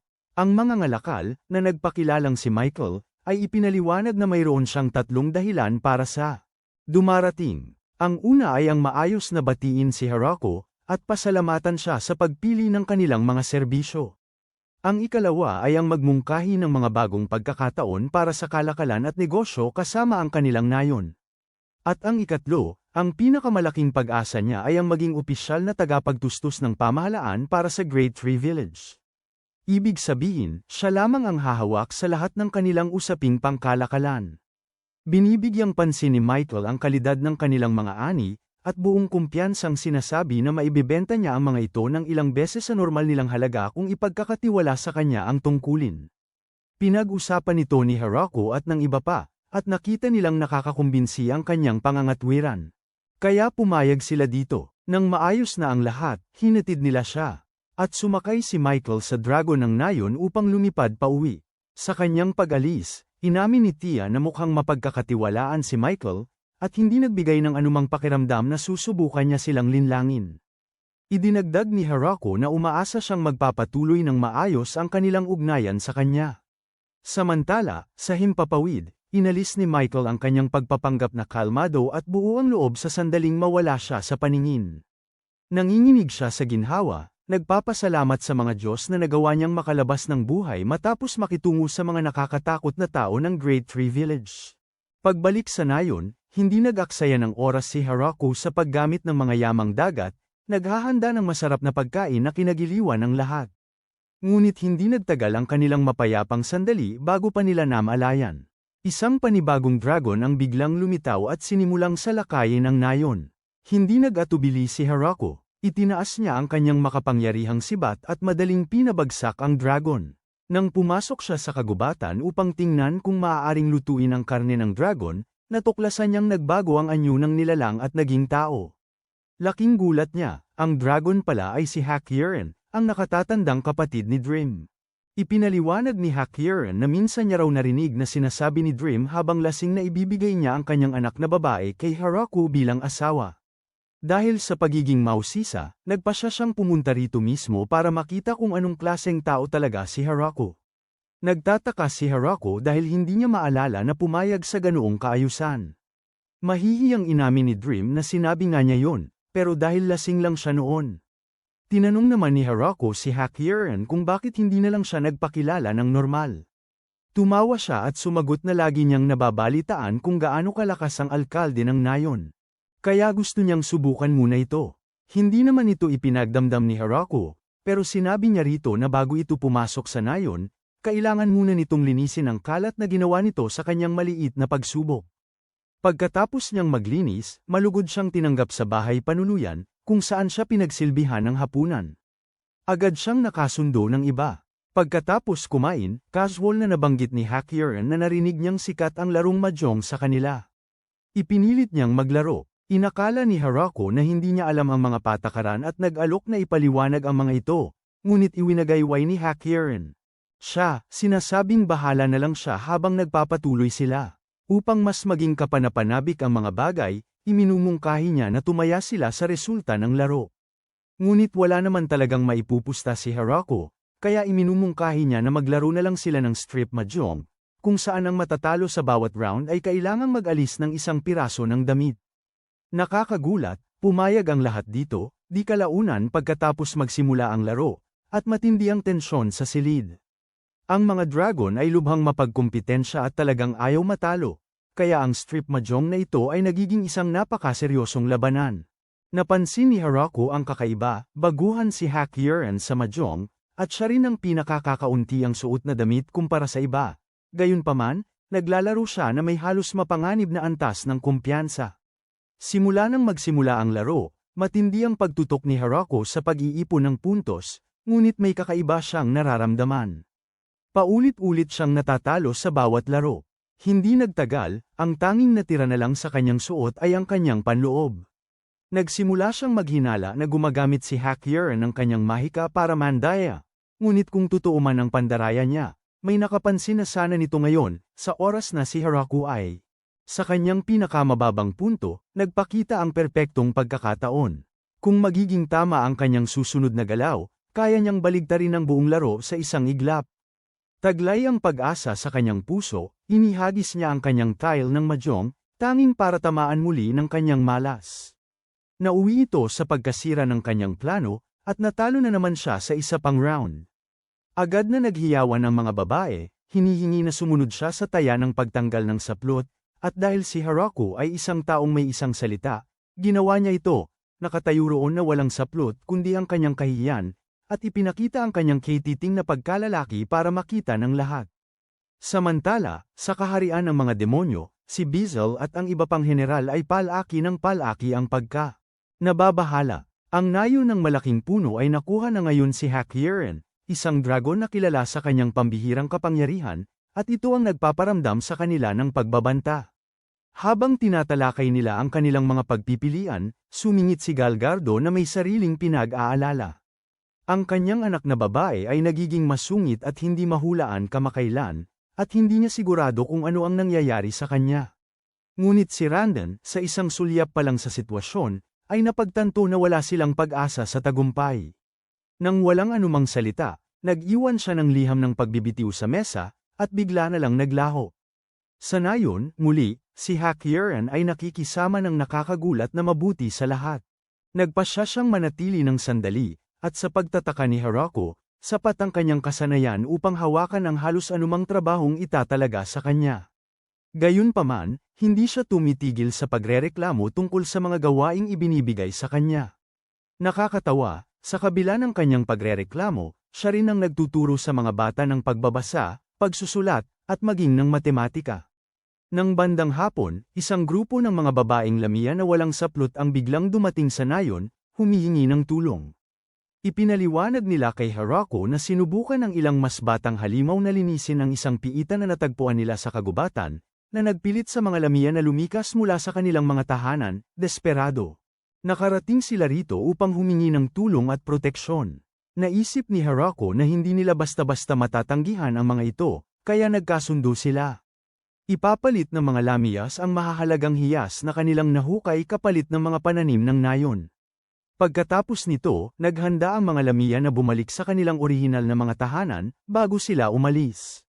Gayunpaman, iginiit ni Harako na magsuot sila ng damit kung plano nilang bumalik muli. Inabutan niya sila ng tela, na kanilang itinali sa paligid ng kanilang dibdib bilang pansamantalang pang-itaas. Mula noon, nagtatag ang mga Lamia ng serbisyo ng paghahatid at nagsimulang regular na makipagpalitan ng mga kalakal. Sa nayon, sa dami ng mga bagong kaganapan at swerteng dumarating, hindi mapigilan ni Harako na isipin na ang nayon ay tuluyan ng umuunlad sa susunod na antas. Samantala, sa kaharian ng mga demonyo, naririnig ni Prinsesa Yuri ang mga bulong-bulungan na nahikayat si Floram na manatili sa Great Tree Village. May ilan pang ang nagsasabi na pinananatili lamang siya doon ng kung sino man ang namumuno sa lugar. Dahil sa mga kalahating katotohanan ito, ipinahayag ni Yuri na wala silang pagpipilian kundi lusubin ang nayon at ibalik si Floram. Kasabay nito, dumating si Bezel sa nayon upang ipaalam kay Floram ang tungkol sa walang ingat na planong ito. Ipinaliwanag niya na pinuno ng mga tagasunod ni Yuri ang isipan nito ng kasinungalingan, na nagtulak sa kanya na isipin na si Floram ay pinipigilan ng labag sa kanyang kagustuhan. Si Floram, nang marinig ito, ay umamin na isa itong hanggal na ideya. Alam niyang walang laban ang kanilang hukbo sa matinding lakas na pinamumunuan ng Great Tree Village. Sumang-ayon si Bezel, lubos na batid ang agwat ng kapangyarihan, at sinabi sa kanya na siya lang ang makakapigil sa pagsalakay na ito bago pa ito tuluyang lumala. Nakatakda ang pag-atake bukas, kaya kailangang kumilos ng mabilis si Floram at kumbinsihin ang hukbo na umurong. Pagdating ng hukbo ng mga demonyo, ipinahaharap ni Floram ang mga babaeng Lamia sa kanila. Ang pagkakita pa lang sa Lamia ay agad na nagdulot ng matinding takot sa mga sundalo, dahilan upang mapagtanto nila kung gaano kawalang pag-asa ang isang laban-laban sa nayong ito. Ang tatlong babae na nagtulak sa prinsesa sa pagsalakay na ito, sina Rosalind, Jolina, at Clack Ace, ay dinala sa harap ni Harako. Sa harap niya, idineklara ni Floram na pinili nilang manatili muna sa nayon. Sa ilalim ng kanyang utos, direkta rin niyang sinabi kay Harako na kung susubukan nilang saktan ng nayon, malaya siyang gawin ang anumang sa tingin niya ay nararapat sa kanila. Ang tatlo ay nanigas sa takot sa kanyang mga salita. Para naman kay Prinsesa Yuri, yumuko rin siya at sumunod. Ipinapaliwanag ni Floram kay Harako na ang prinsesa ay wala rito para gumawa ng gulo, kundi para lamang magmasid at tingnan kung paano pinapatakbo ang buhay sa nayon. Si Yuri mismo ang humihiling na huwag siyang tratuhin ng naiiba, iginigiit na tratuhin siya tulad ng iba. Sa ganoon, sinimulan niya ang kanyang pananatili. Kinabukasan, pinasyal ni Floram si Yuri sa nayon. Ang prinsesa ay humanga sa iba't ibang pananim at sa paraan ng mapayapang pamamahala sa lahat. Ngunit hindi tulad niya, ang ibang mga babae ay lubos na sawi. Kinamumuhian nila ang ideya ng pamumuhay sa ganoong liblib na lugar, malayo sa karangyan. Nang gabing yun, sikreto silang sumubok tumakas, ngunit nakabantay na ang mga lobo at gagamba at hinaranggan ang bawat daanan. Napagtanto nilang walang labasan, sumuko ang mga babae at nagpasya na ang tanging opsyon ay ang magpakabait hanggang sa payagan silang makauwi. Samantala, ipinagpatuloy ni Yuri ang kanyang paglilibot kasama si Floram. Inamin niya na naramdaman niyang naging hanggal siya dahil kailanman ay pinag-isipan niya ang digmaan laban sa isang napakatahimik at maayos na pinapatakbong nayon. Gayunpaman, itinuro niya na hindi ito ganap na kanyang kasalanan. Si Floram din ay nawala mula sa kaharian ng mga demonyo nang walang anumang paliwanag, iniwan ang lahat. Nag-aalala, walang balita mula sa kanya, kinumbinsi ng mga dalaga sa munisipyo si Yuri na siya ay kinuha. Napagtanto ni Floram na responsibilidad niya ang hindi pagkakaunawaan at nangakong pananatilihing may kaalaman si Yuri mula ngayon. Sa paglipas ng panahon, dahan-daang nakibagay ang mga dalaga sa buhay sa nayon. Nakahanap sila ng kasiyahan sa trabahong itinalaga sa kanila at nagsimulang manirahan sa kanilang mga bagong tungkulin. Ginugol niya ang kanyang huling araw sa pagtatrabaho kasama ang mga batang hayop sa bukirin. Nang tangkaing pigilan siya ng mga dalaga sa bukid, iginiit na ang isang prinsesa ay hindi dapat gumagawa ng ganoong gawain. Mabilis nilang napagtanto na ang kanyang katayuan ay dapat nanatiling sikreto at natahimik sila. Hindi alintana ni Yuri, nasiyahan siya sa pagsisikap, inamin na matagal na simula nang maramdaman niyang ganito siya kabuhay. Sa pagtatapos ng araw, oras na para umuwi siya. Mainit siyang nagpasalamat sa lahat, nangako siyang bibisita muli, at umalis sa nayon ng malaking puno taglay ang bagong paggalang kina Hirko at sa kanyang mga tao. Para naman sa ibang mga babae, nakakagulat na nakasanayan na nila ang buhay sa nayon ng malaking puno. Ang nagsimula bilang pag-aatubili ay dahan-daang naging kaginhawaan, at kalaunan ay iginiit nilang manatili. Sandali pa, hindi tumutol si Yuri kahit katiting. Iniwan niya lang sila, sinasabing maaari nilang gawin ang anumang naisin nila, at bumalik siya sa kaharian ng demonyo ng mag-isa. Hindi nagtagal matapos umalis si Yuri, sinimulan ng nayon ang kanilang pag-aani ng pananim bago dumating ang taglamig. Napakalaki ng ani, na halos hindi na ito mailagay sa mga imbakan. Dahil sa problemang ito, lumapit si Lasty at nagtanong kung maaari siyang magpadala ng bahagi ng sobrang ani sa kanyang ama. Pinag-isipan nito ni Hirko, at pagkatapos ay binigyan niya siya ng pahintulot. Pagkatapos niyan, nagsalita si Hakyern, na sinasabing gusto rin niyang maghatid ng bahagi ng sobra sa kanyang mga magulang na nakatira sa timog. Pumayag din si Hirko doon, kaya't lumakad si Hakyern sa kanyang paglalakbay na may dalang supply nang siya ay bumalik. Gayunpaman, hindi siya bumalik ng mag-isa. Kasama niya ang isang grupo ng mga duwende sa bundok na sumunod sa kanya, umaasang manirahan sa nayon. Ipinaliwanag ng kanilang pinuno, isang babaeng nagngangalang Ya, ang kanilang sitwasyon. Karaniwan, namumuhay sila ng mapayapa sa kabundukan, ngunit kamakailan ay kumonti ang kanilang supply ng pagkain at naging mahirap ang kanilang pamumuhay. Narinig ito, seryosong pinag-isipan ni Hirko ang kanilang kalagayan bago pumayag na manatili sila. Sa nayon, lubos na natuwa siya sa kanyang pagkabukas palad. Idineklara niya na handa siyang matulog sa sahig kung iyon ang kailangan. Ngunit agad siyang pinigilan ni Hirko, sinasabing hinding-hindi niya papayagan yon. Ipinangako niya na aayusin ang maayos na tuluyan para sa kanilang lahat.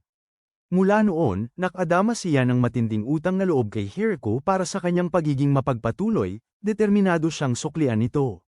Sinubukan niya ang kanyang makakaya upang maging kapaki-pakinabang sa paligid ng nayon. Sa kasamaang palad, bawat pagtatangka ay nauwi sa ganap na kabiguan at sa halip na maging kapaki-pakinabang, madalas siyang nagdudulot ng mas maraming problema. Isang araw, habang nagtatrabaho si Hirko, casual niyang nabanggit na kailangan niya ng luwad para sa isang proyekto. Nang marinig ito, siya mismo siya ang pumunta sa kagubatan ng mag-isa, at sumumpa na hindi siya babalik hanggat hindi siya nakakakita ng luwad. Pagkaraan ng ilang sandali, bumalik siya na buong pagmamalaki na may dalang luwad, at labis na natuwa si Hirko sa kanyang tagumpay. Sa kanyang paghahanap, natuklasan din niya ang isang bagay na di pangkaraniwan, isang kalapit na istruktura na tila isang piitan, ngunit napakaiba sa mga pinaninirahan ng mga babaeng Lamia. Iniulat niya ito kay Hirko, na, dahil sa pagkainteres, ay nagpasyang magpadala ng pangkat ng tagapag-imbestiga para siyasatin ito. Gayunpaman, tahasang iniutos niya sa kanila na huwag gumawa ng anumang labis-labis. Ang pangkat ng pagsisiyasat ay bumalik pagkaraan ng ilang sandali na may nakababahalang balita. Natuklasan nila ang ebidensya ng isang ulupong dugo na naninirahan sa loob ng kuta sa ilalim ng lupa. Dahil ang karne ng ulupong dugo ay sinasabing napakahalaga, agad nilang iminungkahi ang pagbuo ng isang pangkat na mangangaso at pagtungo sa hilaga upang pabagsakin ito, subalit si Hirko ay sinabi sa kanila na ang ganoong usapin ay kailangang pag-usapan at pagkasunduan ng buong nayon bago kumilos. Dumating ang taglamig. Habang lumalalim ang panahon ng lamig, sinimulang mapansin ng lahat na hindi maayos ang pakiramdam ni Lu. Siya ay naging kakaiba ang pakiramdam, madalas sumusuka at naninilaw. Sa una, walang sino man ang nakakonekta sa mga pangyayari, ngunit pagkaraan ng ilang sandali, naliwanagan sila sa katotohanan, hindi lang pala si Lu ang may sakit, siya ay buntis. Mula nang kumalat ang balita na buntis si Lu, lumiwanag ang kalooban ng buong nayon. Mataas ang kanilang moral, mukhang masaya ang lahat, at maging si Hirko ay napansing nag-iba ang kanyang kilos. Ngayong nalaman niyang magiging ama na siya, alam niyang panahon na para kumilos at akuin ang tunay na responsibilidad. Sinimulan niyang bigyan si Lu ng dagdag na pangangalaga at atensyon, laging sinisigurong komportable siya, ngunit, Lu, kalmado gaya ng dati, tiniyak sa kanya na huwag masyadong mag-alala. Iginiit niya na magiging maayos lang siya, pagkalipas ng halos isang oras, at natapos maghanda ng almusal para sa lahat. Ang problema lang ay masyadong maraming tao para magkasya sa kainan ng sabay-sabay, kaya kinailangan hatiin ang pagkain sa tatlong magkahiwalay na grupo. Kasama sa unang grupo si Hirko mismo, at ang mga pinuno ng bawat species. Ang ikalawang grupo ay binubuo ng mga regular na miyembro, habang ang ikatlong grupo ay binubuo ng mga hindi na nakasya sa ikalawang pagkakainan. Sa gitna ng lahat ng ito, dumating si Grand Marian, ang anghel, upang ihatid ang kanyang arawang ulat.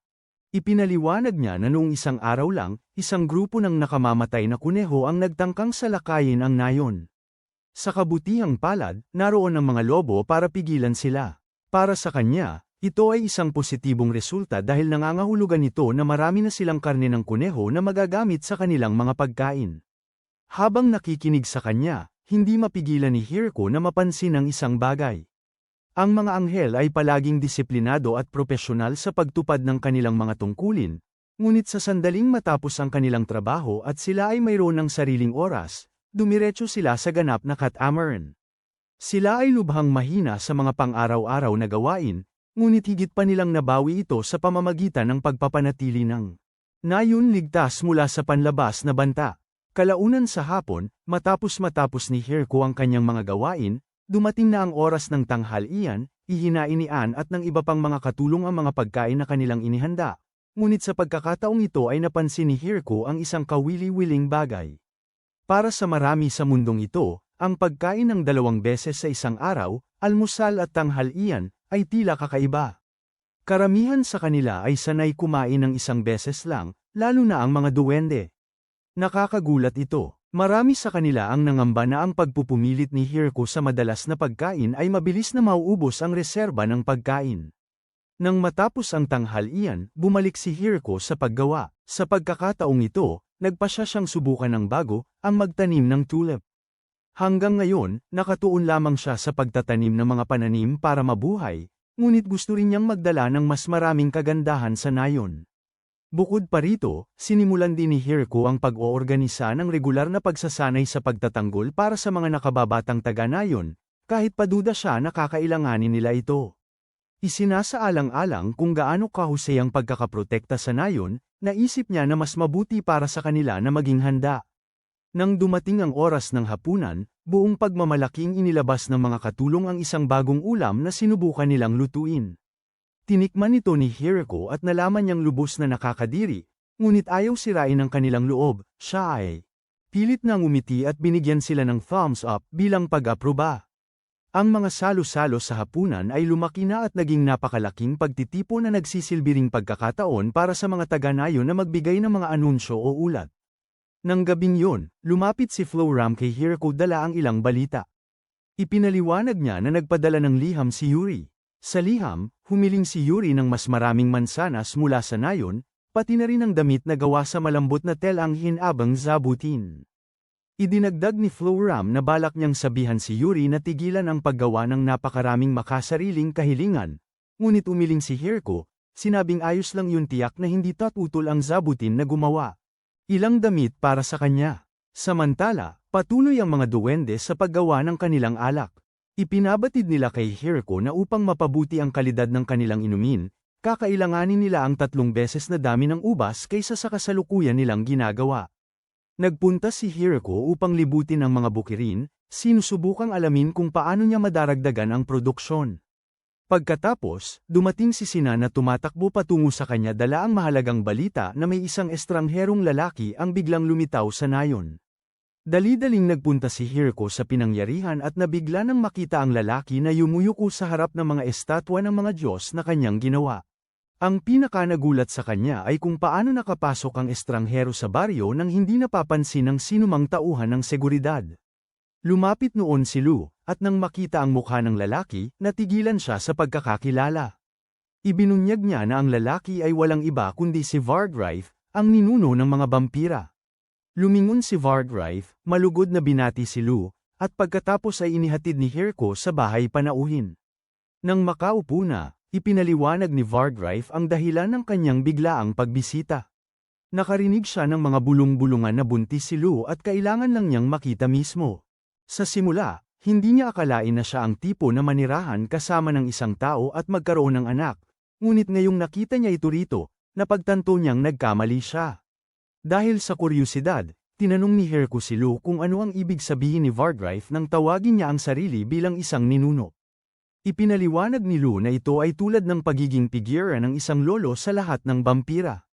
Idinagdag mismo ni Vargrife na siya ay mahigit 4,000 taong gulang, at ang susi sa kanyang mahabang buhay ay ang kanyang hindi pangkaraniwang gawain ng pagbura ng bahagi ng kanyang sariling alaala paminsan-minsan.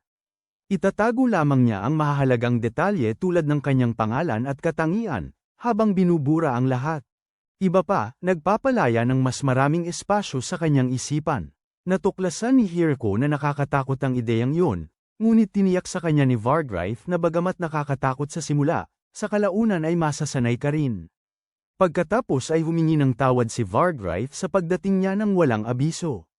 Ipinaliwanag niya na naramdaman niya ang presensya ng isang bagay na banal na nagmumula sa nayon, at bago pa niya namalayan, ay nakayuko na siya sa harap ng mga estatwa.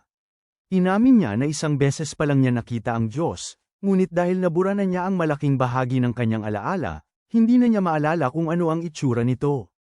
Gayunpaman, nang titigan niya ang estatwa ni Hirko, sigurado siya na yun na nga. Sa puntong yun, naunawaan ni Hirko ang nais ni Vargrife. Ninais ng ninuno ang estatwa, ngunit tumanggi si Hirko dahil hindi niya basta-bastang maibibigay ang pag-aari ng buong nayon. Kitang-kita ang pagkadismaya ni Vargrife, hanggang sa mabilis na idinagdag ni Hirko na maaari naman siyang gumawa ng bago para sa kanya. Tuwang-tuwa, tinanggap ni Vargrife. Sa pagtatapos ng araw, natapos ni Hirko ang paggawa ng estatwa at iniregalo ito sa kanya. Nang tanungin ni Vargrife kung magkano ang bayad niya para dito, tumanggi si Hirko sa kabayaran. Ang pagtanggap ng pera, paliwanag niya, ay magpapamukha na parabang naglalagay siya ng presyo sa Diyos mismo. Sa halip, sinabi niya kay Vargrife na tanggapin na lamang ito bilang isang regalo. Puno ng pasasalamat, umuwi si Vargrife bitbit ang estatwa. Pagdating niya sa kanyang palasyo, sinalubong si Vargrife ng kanyang mga tagapaglingkod. Inutusan niya ang mga ito na itapon ang estatwa ng lumang Diyos at palitan ito ng bago. Nang ito ay ihayag, namangha ang tagapaglingkod sa pagkakagawa nito, idinideklara itong isang purong likhang sining. Iminungkahi niya na ang pangalan ng lumikha ay dapat palaganapan at bigyan ng pugay, ngunit umiling si Vargrife, na sinasabing ang taong gumawa nito ay walang interes sa kasikatan at mas gustong mamuhay ng tahimik at payapa. Sa halip, ipinag-utos niya na si Hirko at ang kanyang nayon ay tahimik na gantimpalaan. Bawat bampira ay bibigyan ng tagubilin na ipakita ang paggalang sa kanila. Bilang huling handog ng pagdiriwang, nagpadala rin si Vargrife sa nayon ng isang piano bilang regalo, na sinasabing ito ang kanyang paraan ng pagbibigay pugay sa pagbubuntis ni Lu. Sa sandaling dumating ito, lahat ay natuwa, sabik na subukang tugtugin ang magandang bagong instrumento. Pagkatapos ng panahong yun, patuloy na umikot ng maayos ang buhay sa nayon, at wala ni Katie ting na reklamo o gulo. Ginagawa pa rin ng lahat ang kanilang makakaya upang alagaan si Lou ngayong buntis na siya. Kahit na si Lou mismo ang patuloy na nagpapatiyak sa kanila na huwag mag-alala, nagtiwala siyang magiging maayos lang siya at gusto niyang maging panatag ang lahat. Gayunpaman, ang isang bagay na bumabagabag sa kanya ay ang katotohanang hindi na siya makakainom ng alak. Dahil doon, nagtipon ng mga taga-nayon sa harap ni Hirko at iminungkahi na ibenta na lang nilang lahat ang alak sa nayon ng sabay-sabay. Naramdaman nilang kung makita sila ni Lou na umiinom habang siya mismo ay hindi makainom, parang pahirap ito para sa kanya. Gayunpaman, sinabi sa kanila ni Hirko na baka nagmamalabis lang sila at baka pagsisihan nila ang pagbebenta ng lahat mamaya. Sa halip, iminungkahi niya na kung gusto nilang pigilan si Lou na matukso, dapat lang nilang itago ang lahat ng alak sa mga bar aisle sa ilalim ng lupa hanggang sa makainom na ulit siya. Sumang-ayon ang lahat na ito ay mas matalinong ideya. Nang araw ding yun, sa bukid, medyo nagtampo si Donovan at ang iba pang mga duwende. Napansin nila na tumigil ang mga taga-nayon sa pag-inom ng alak at nagtaka kung baka may nagawa silang mali sa paggawa nito, o kung hindi na nagustuhan ng mga tao ang lasa. Mabilis na ipinaliwanag ni Hirko sa kanila na hindi ganoon ang sitwasyon. Ang dahilan kung bakit walang umiinom ay dahil lang hindi makainom si Lou, at sinusuportahan siya ng lahat niya sa pamamagitan ng pag-iwas din sa alak. Naunawaan ng mga duwende at naantig sila sa kilos na ito, na sinasabing ito ay lalo lang nagbigay sa kanila ng motibasyon upang magtrabaho ng mas masikap para sa nayon. Kinabukasan, habang si Lou ay nananatiling nagpapahinga sa kanyang silid, dumating ang bawat isa sa nayon ng paisa-isa upang bigyan siya ng mga regalo. Nagdala sila ng lahat ng bagay mula pagkain hanggang sa mga damit ng sanggol na maaaring gamitin pagkapanganak ng bata. Sa pagtatapos ng araw, nakahiga si Lou sa kama, ngunit nagsimula siyang makaramdam ng kaunting hindi komportable. Doon niya biglang napagtanto na pumutok na ang kanyang panubigan. Pagkarinig nila nito, nagmamadaling gumalaw ang lahat sa bahay upang maghanda ng mainit na tubig at mga tuwalya para makapagsimula ang proseso ng panganganak. Gayunpaman, hindi natiis ni Hirko na manood, kaya umalis siya at ginugol ang buong gabi sa pagtulog sa labas, sa butas ng puno na una niyang ginawa nang una siyang dumating sa mundong ito. Kinaumagahan, nang bumalik si Hirko sa loob ng bahay, nakita niya si Lou na hawak ang kanilang bagong silang na anak na lalaki, puno ng damdamin. Lumapit siya at hinawakan niya mismo ang sanggol sa unang pagkakataon. Nang maglaon, nagpa siya ang dalawa na pangalanan siyang Alfred, na ang pagpili ng pangalan ay lubusang ideya ni Lou. Lumipas ang 1 linggo matapos ang kapanganakan ni Alfred, at napaisip si Hirko kung gaano nakalayo ang nayon. Dumating na. Nang una siyang dumating sa mundong ito, siya ay nalulungkot at hindi sigurado, ngunit ngayon, may mga kaibigan na siya, pamilya, at isang buong komunidad sa paligid niya. Ang nayon ay patuloy na lumalago, at lubos siyang nagpapasalamat sa mga Diyos para sa lahat ng nangyari. Napagtanto ito ni Hirko, at nagpasya siyang kailangan niyang gumawa ng isang bagay upang pasalamatan ang lahat sa kanilang pagsisikap. Kaya kinabukasan, nagpatawag siya ng pulong sa nayon at inihayag na nakalikha siya ng bagong sistema. Naglabas siya ng maliit na pilak na barya at ipinaliwanag na ito na ngayon ang magiging opisyal na pera ng kanilang nayon, ginagamit sa pagpapalitan ng mga kalakal at iba pang pangangailangan. Naglaan pa nga si Hirko ng oras upang gawin ang bawat barya sa pamamagitan ng kamay para hindi magkaroon ng huwad. Nasiyahan ang lahat sa ideyang ito at mabilis na nasanay dito. Ang ibang tao ay nagsimulang ipagpalit ang mga barya para sa mga bagay tulad ng muebles, damit, at sandata, habang ang iba naman ay nagpasya na itabi na lang ang kanila. Sa di kalaunan, naging comfortable ang mga taga-nayon sa paggamit ng mga barya. Gayunpaman, di nagtagal ay napagtanto ni Hirko na mahirap pa ring magpasya kung magkano ba talaga ang dapat na halaga ng isang barya. Sa isang pagkakataon, lumapit sa kanya ang isa sa maliliit na batang halimaw upang magtanong kung makakabili siya ng sanggol. Kapalit ng isang barya. Nang mapagtanto ito, napagtanto ni Hirko na kailangan niyang magtakda ng malinaw na mga panuntunan tungkol sa kung ano ang pwede at hindi pwedeng bilhin gamit ang pera. Ngunit sa halip na paalisan siya, ginawa lang niyang alkalde ang babaeng hayop sa loob ng 1 araw kapalit ng barya nito, na ikinatuwa ng lahat. Hindi nagtagal pagkatapos noon, nagdaos ang nayon ng isang malaking piging upang ipagdiwang ang kapanganakan ni Alfred. Nagtipon ang lahat upang kumain, uminom, at magsaya ng maligaya.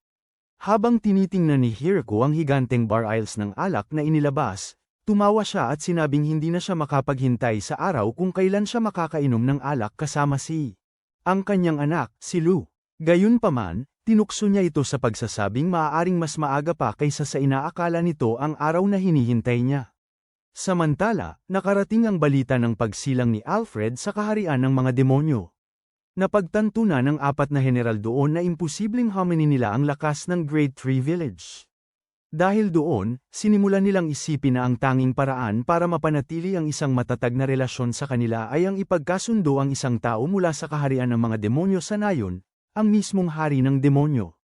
Gayunpaman, agad niyang nakita kung saan papunta ang diskusyong ito, at sumigaw siya ng buong galit na walang paraan para hayaan niyang ikasal si Yuri sa nayong yun. Kinabukasan, nagising si Hiriko na medyo masakit ang ulo dahil sa inuman. Doon siya nilapitan ng mga dalaga ng nayon at sinabing mayroon silang napakahalagang sasabihin sa kanya. Nang pumasok sila upang mag-usap, ipinaliwanag nila na isang grupo ng mga taong nakatira sa kalapit na kagubatan ang lumapit, na nagsasabing gusto nilang lumipat sa nayon. Ang mga taong ito ay napaalis sa kanilang sariling mga tahanan dahil sa digmaan, at ang kanilang bilang ay humigit kumulang 100. Nang marinig ito, napagtanto ni Hiriko na kung tatanggapin talaga nila ang ganoong karaming tao, kakailanganin nilang magtayo ng isang ganap na bagong nayon. Pagkatapos ay iminungkahi ni Leo na ang bagong lugar ay maaari ding tawaging Great Tree Village. Inisip ni Hiriko na ito ay magiging napakalaking trabaho, ngunit hindi naman inalintana ng iba. Sumagot sila ng may sigasig, sinasabing handa silang gawin ang kanilang buong makakaya. Kaya naman, sinimulan ng lahat ang paggawa ng mga plano kung paano itatayo ang bagong nayon. Hindi nagtagal at nagsimula na ang konstruksyon, at bawat isa sa nayon ay binigyan ng papel na gagampanan, na pumupuno sa buong lugar ng aktibidad habang silang lahat ay nagtutulungan sa pagtatayo ng bagong nayon.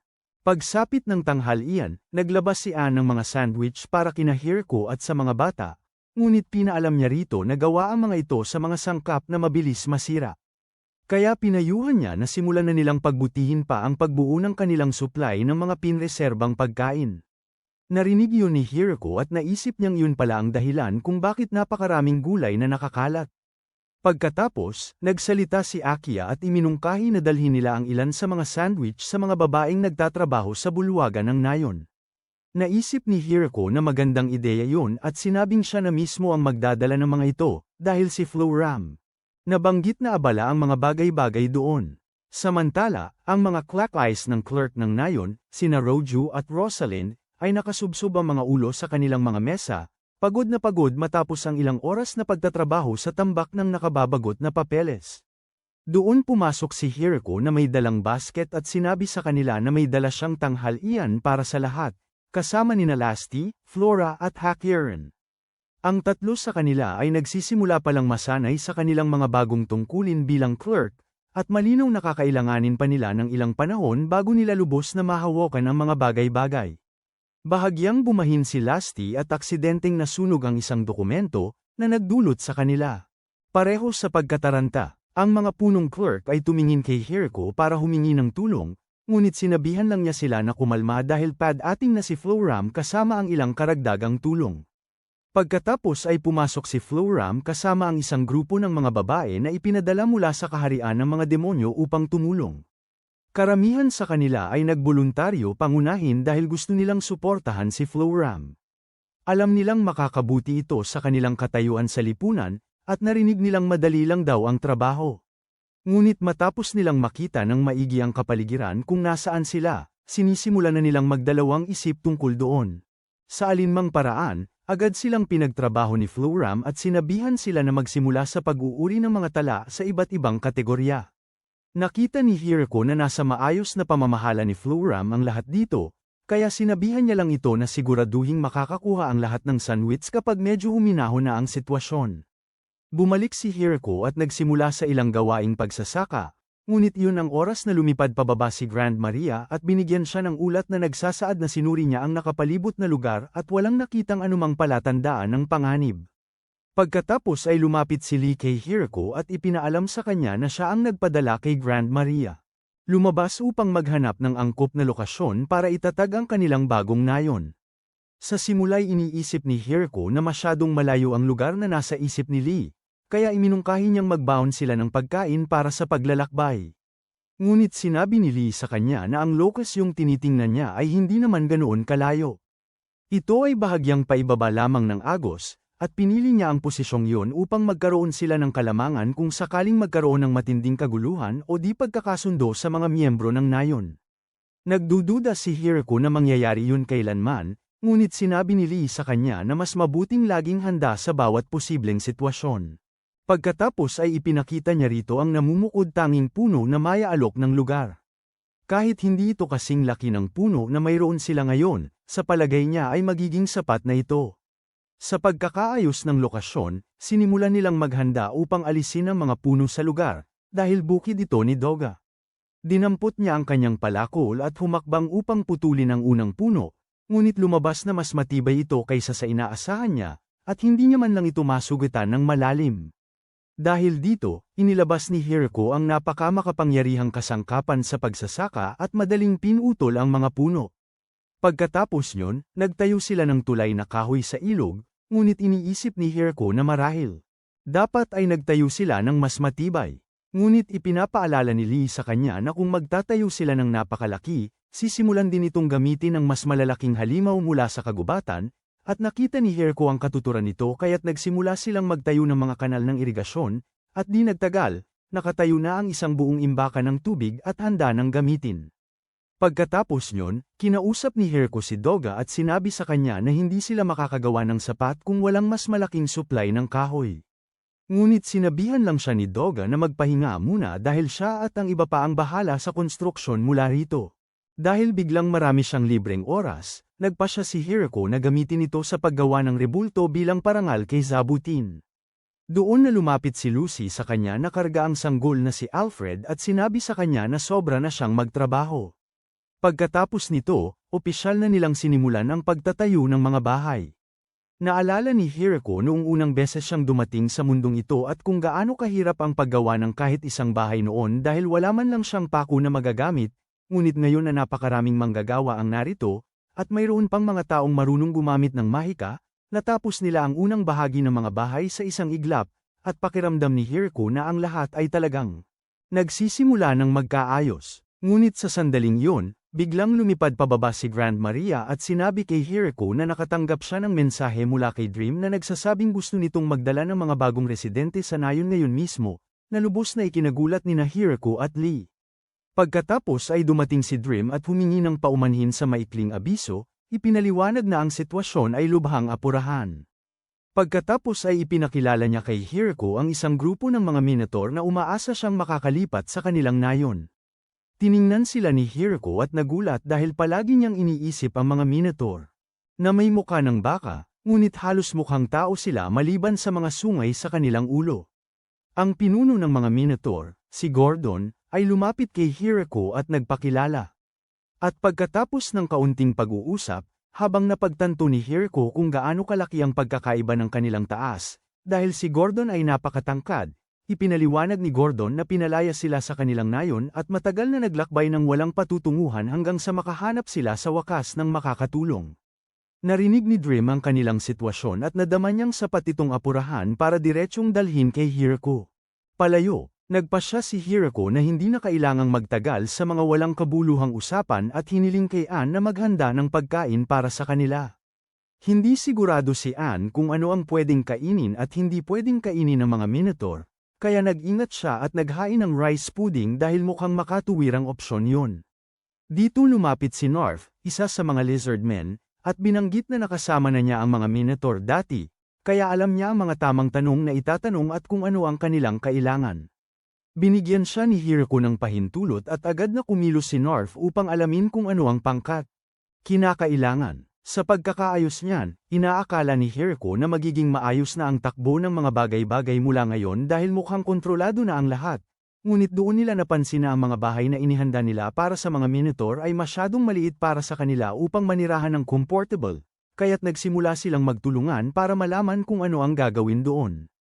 Sa sandaling yun, sumugod si Floram at sinabi kay Hirko na nakatanggap lang siya ng balita mula sa kanyang ama na nagsasabing darating na sa nayon sa lalong madaling panahon ang mga bagong residente. Dumating si Bizzle hindi nagtagal pagkatapos yun at mukhang ubos na ubos ang lakas. Tinatanong siya ni Floram kung bakit hindi niya kasama ang mga lumikas sa digmaan, at ipinaliwanag niya na naging mahirap ang sitwasyon at kinailangan niyang gumamit ng mabilis na teleportasyon upang ilipat ang napakaraming tao sa ligtas na lugar ng sabay-sabay, at labis siyang napagod sa ginawa niyang ito. Lubos na nauunawaan ni Hirko at sinabi lang sa kanya na magpahinga muna samantala dahil tiyak na ubos na ang kanyang lakas. Isinasaalang-alang ang lahat, ipinapalagay ni Hirko na ang grupo ng mga Senador Turo na kalahating kabayo ay ang mga bagong residente na kanilang inaasahan. Ang pinuno ng mga Senador Turo, si Gruwald, ay humakbang pasulong at ipinakilala ang sarili bilang ang hari. Sa punong pinagkakatiwalaan ni Viscount Big. Sa totoo lang, walang ideya si Hirko kung sino yun, kaya umatras siya at ipinauubaya kay Letiasi, isa sa mga clerk, ang paghawak sa sitwasyon. Agad na nag-umpisang umasta ng mayabang si Gruwald dahil sa kanyang marangal na koneksyon. Kaya mabilis siyang pinaalalahanan ni Letiasi sa katotohanan at ipinaalala na sila ang pumunta sa kanilang nayon, na nangangahulugang hindi siya pwedeng magsimulang magpakita ng kapangyarihan at mag-angkin ng lupa. Agad na nasaktan ng damdamin ni Gruwald doon at itinaas ang boses kay Letiasi, kaya mahinahong si Letiasi. Ipinapakilala ang sarili bilang anak ni Conde Drowa. Sa sandaling mapagtanto ni Gruwald na mas mataas ang ranggo ni Letiasi sa kanyang katayuan bilang isang maharlika, agad siyang lumuhad at nagsimulang magmakaawa para sa kapatawaran. Pagkatapos ay tinanong ni Letiasi si Hirko kung maaari siyang italaga upang tumulong sa mga Senador Turo dahil mayroon naman silang koneksyon sa kanyang pamilya, at wala namang problema si Hirko doon. Gayunpaman, sandali siyang huminto upang tanungin si Letiasi kung maayos ang lahat sa kanilang tahanan, dahil alam niyang nasa gitna sila ng isang digmaan na seryoso sapat upang lumikha ng mga bakwit. Pinahahalagahan niya ang pag-aalala nito, ngunit sinabi niya rito na wala talagang dapat ipag-alala. Pagkatapos nyon, sinimulan na nilang humanap ng angkop na tirahan para sa mga Centaur, ngunit doon nila napagtanto na ang maliliit na bahay na itinayo nila ay hindi rin bagay para sa mga Centaur, gaya ng hindi nito pagiging bagay para sa mga Minotaur. Teknikal na magkakasya sila sa loob, ngunit walang duda na napakasikip nyon. Tinanong ni Lucy si Gruwald kung kaya nitong paliitin ang sarili gamit ang mahika, ngunit sinabi ni Gruwald na ito na ang pinakamaliit na kaya niyang gawin, habang si Hirko naman ay pinipilit pa ring makahanap ng solusyon. Sa problemang yon, hindi siya makahinga dahil may isa pang grupo ng mga dalagita ang dumating sa kanilang tarangkahan. Ipinaliwanag ni Hak Erin na nakita niya ang mga ito na gumagala sa kagubatan at naisip niyang magandang ideya na dalhin sila. Walang problema si Hirko doon, ngunit ang nakapagtataka para sa kanya ay ang katotohanang may dala silang tila batuod ng puno. Sa kabila nito, nilapitan ni Hirko ang mga babae upang batiin, ngunit hindi sila sumagot. Inisip ni Lasty at Hak Erin na marahil ay mahiyain lang ang mga ito, ngunit biglang nagsalita ang tuod ng puno at nagpakilala bilang si Ik. Nalaman ni Hirko na ang mga batang babaeng ito ay kabilang sa isang species na kilala bilang Nuno Daphne, na may kakayahang magpalit ng anyo upang maging halaman at maging puno kapag nakatagpo sila ng mga halimaw. Gayunpaman, kapag nasaktan sila habang nasa anyong puno, nawawalan sila ng kakayahang bumalik sa pagiging tao sa loob ng isang panahon. Ipinaliwanag ni It na ang kanilang mga lupain ay tinamaan ng baha matapos putulin ng mga tao ang lahat ng puno sa lugar. Pagkatapos ay tinahak nila ang kagubatan ng kamatayan matapos sabihin ng isang mangangalakal na nagngangalang Michael sa kanila ang tungkol sa kanyang nayon. Naiintindihan ni Hirko na may katuturan yun at malamang ay hindi na marami pang nasabi si Michael sa kanila dahil sila na ang naglakbay sa natitirang bahagi ng daan ng mag-isa. Gustong maghanda ni Hirko ng pagkain para maayos silang salubungin, ngunit sinabi ni Ik sa kanya na hindi naman talaga nila kailangan ng pagkain para mabuhay. Tiningnan niya ang mataas na kalidad ng prutas na tumutubo sa kanyang lupa at napagpasyahan niyang tiyak na pambihira ang lupa rito. Pagkatapos ay dinala sila ni Hirko sa taniman, kung saan ipinaliwanag ni Ik na ang kailangan lang nila ay malinis na tubig, sapat na sikat ng araw, at magandang lupa para umunlad. Naintindihan ni Hirko ang lahat ng iyon, at ngayong naayos na ang usapin sa pagkain, tinanong niya sila kung ano ang gusto nilang gawin tungkol sa tirahan, dahil mukha silang kasing laki ng tao. Gamaan ang loob ni Hirko sa pag-aakalang magagamit na rin sa wakas ang mga bahay na itinayo nila. Ngunit mabilis na binuwag ni Ik ang ideyang iyon sa pagsasabing mas gusto nilang manatili sa labas, na agad na pinagsisihan ni Hirko ang pagpapakahirap sa pagtatayo ng mga bahay na iyon ng maaga. Gayunpaman, matapos mag-isip-isip, nagawa niyang humanap ng solusyon.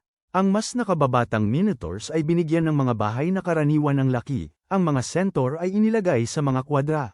At ang Nuno Daphne ay manatili lang sa bukid. Sa totoo lang, medyo nakakabahala para kay Hirko ang makita silang nakatayo lang doon buong gabi at nagtataka siya kung masasanay ba siya kailanman sa ganoong tanawin. Bukod pa riyan, napagtanto ni na Hirko at ng iba pa na kailangan pa rin nilang magtayo ng maayos na bahay para sa mga Minotaur na nasa buong sukat na, at higit pa roon, kailangan din nila at lahat ng iba pang pangunahing bagay na kailangan ng mga tao para makapamuhay, sa halip na tumayo lang at pag-isipan nito. Iminungkahi ni Hirko na simulan na nila kung ano ang kaya nilang gawin sa ngayon, at sila simulan ng idisenyo ang mga bagong bahay. Iyon ang Episode 1. Mag-subscribe para hindi mapalampas ang susunod na bahagi at panoorin ang kasunod na video sa screen.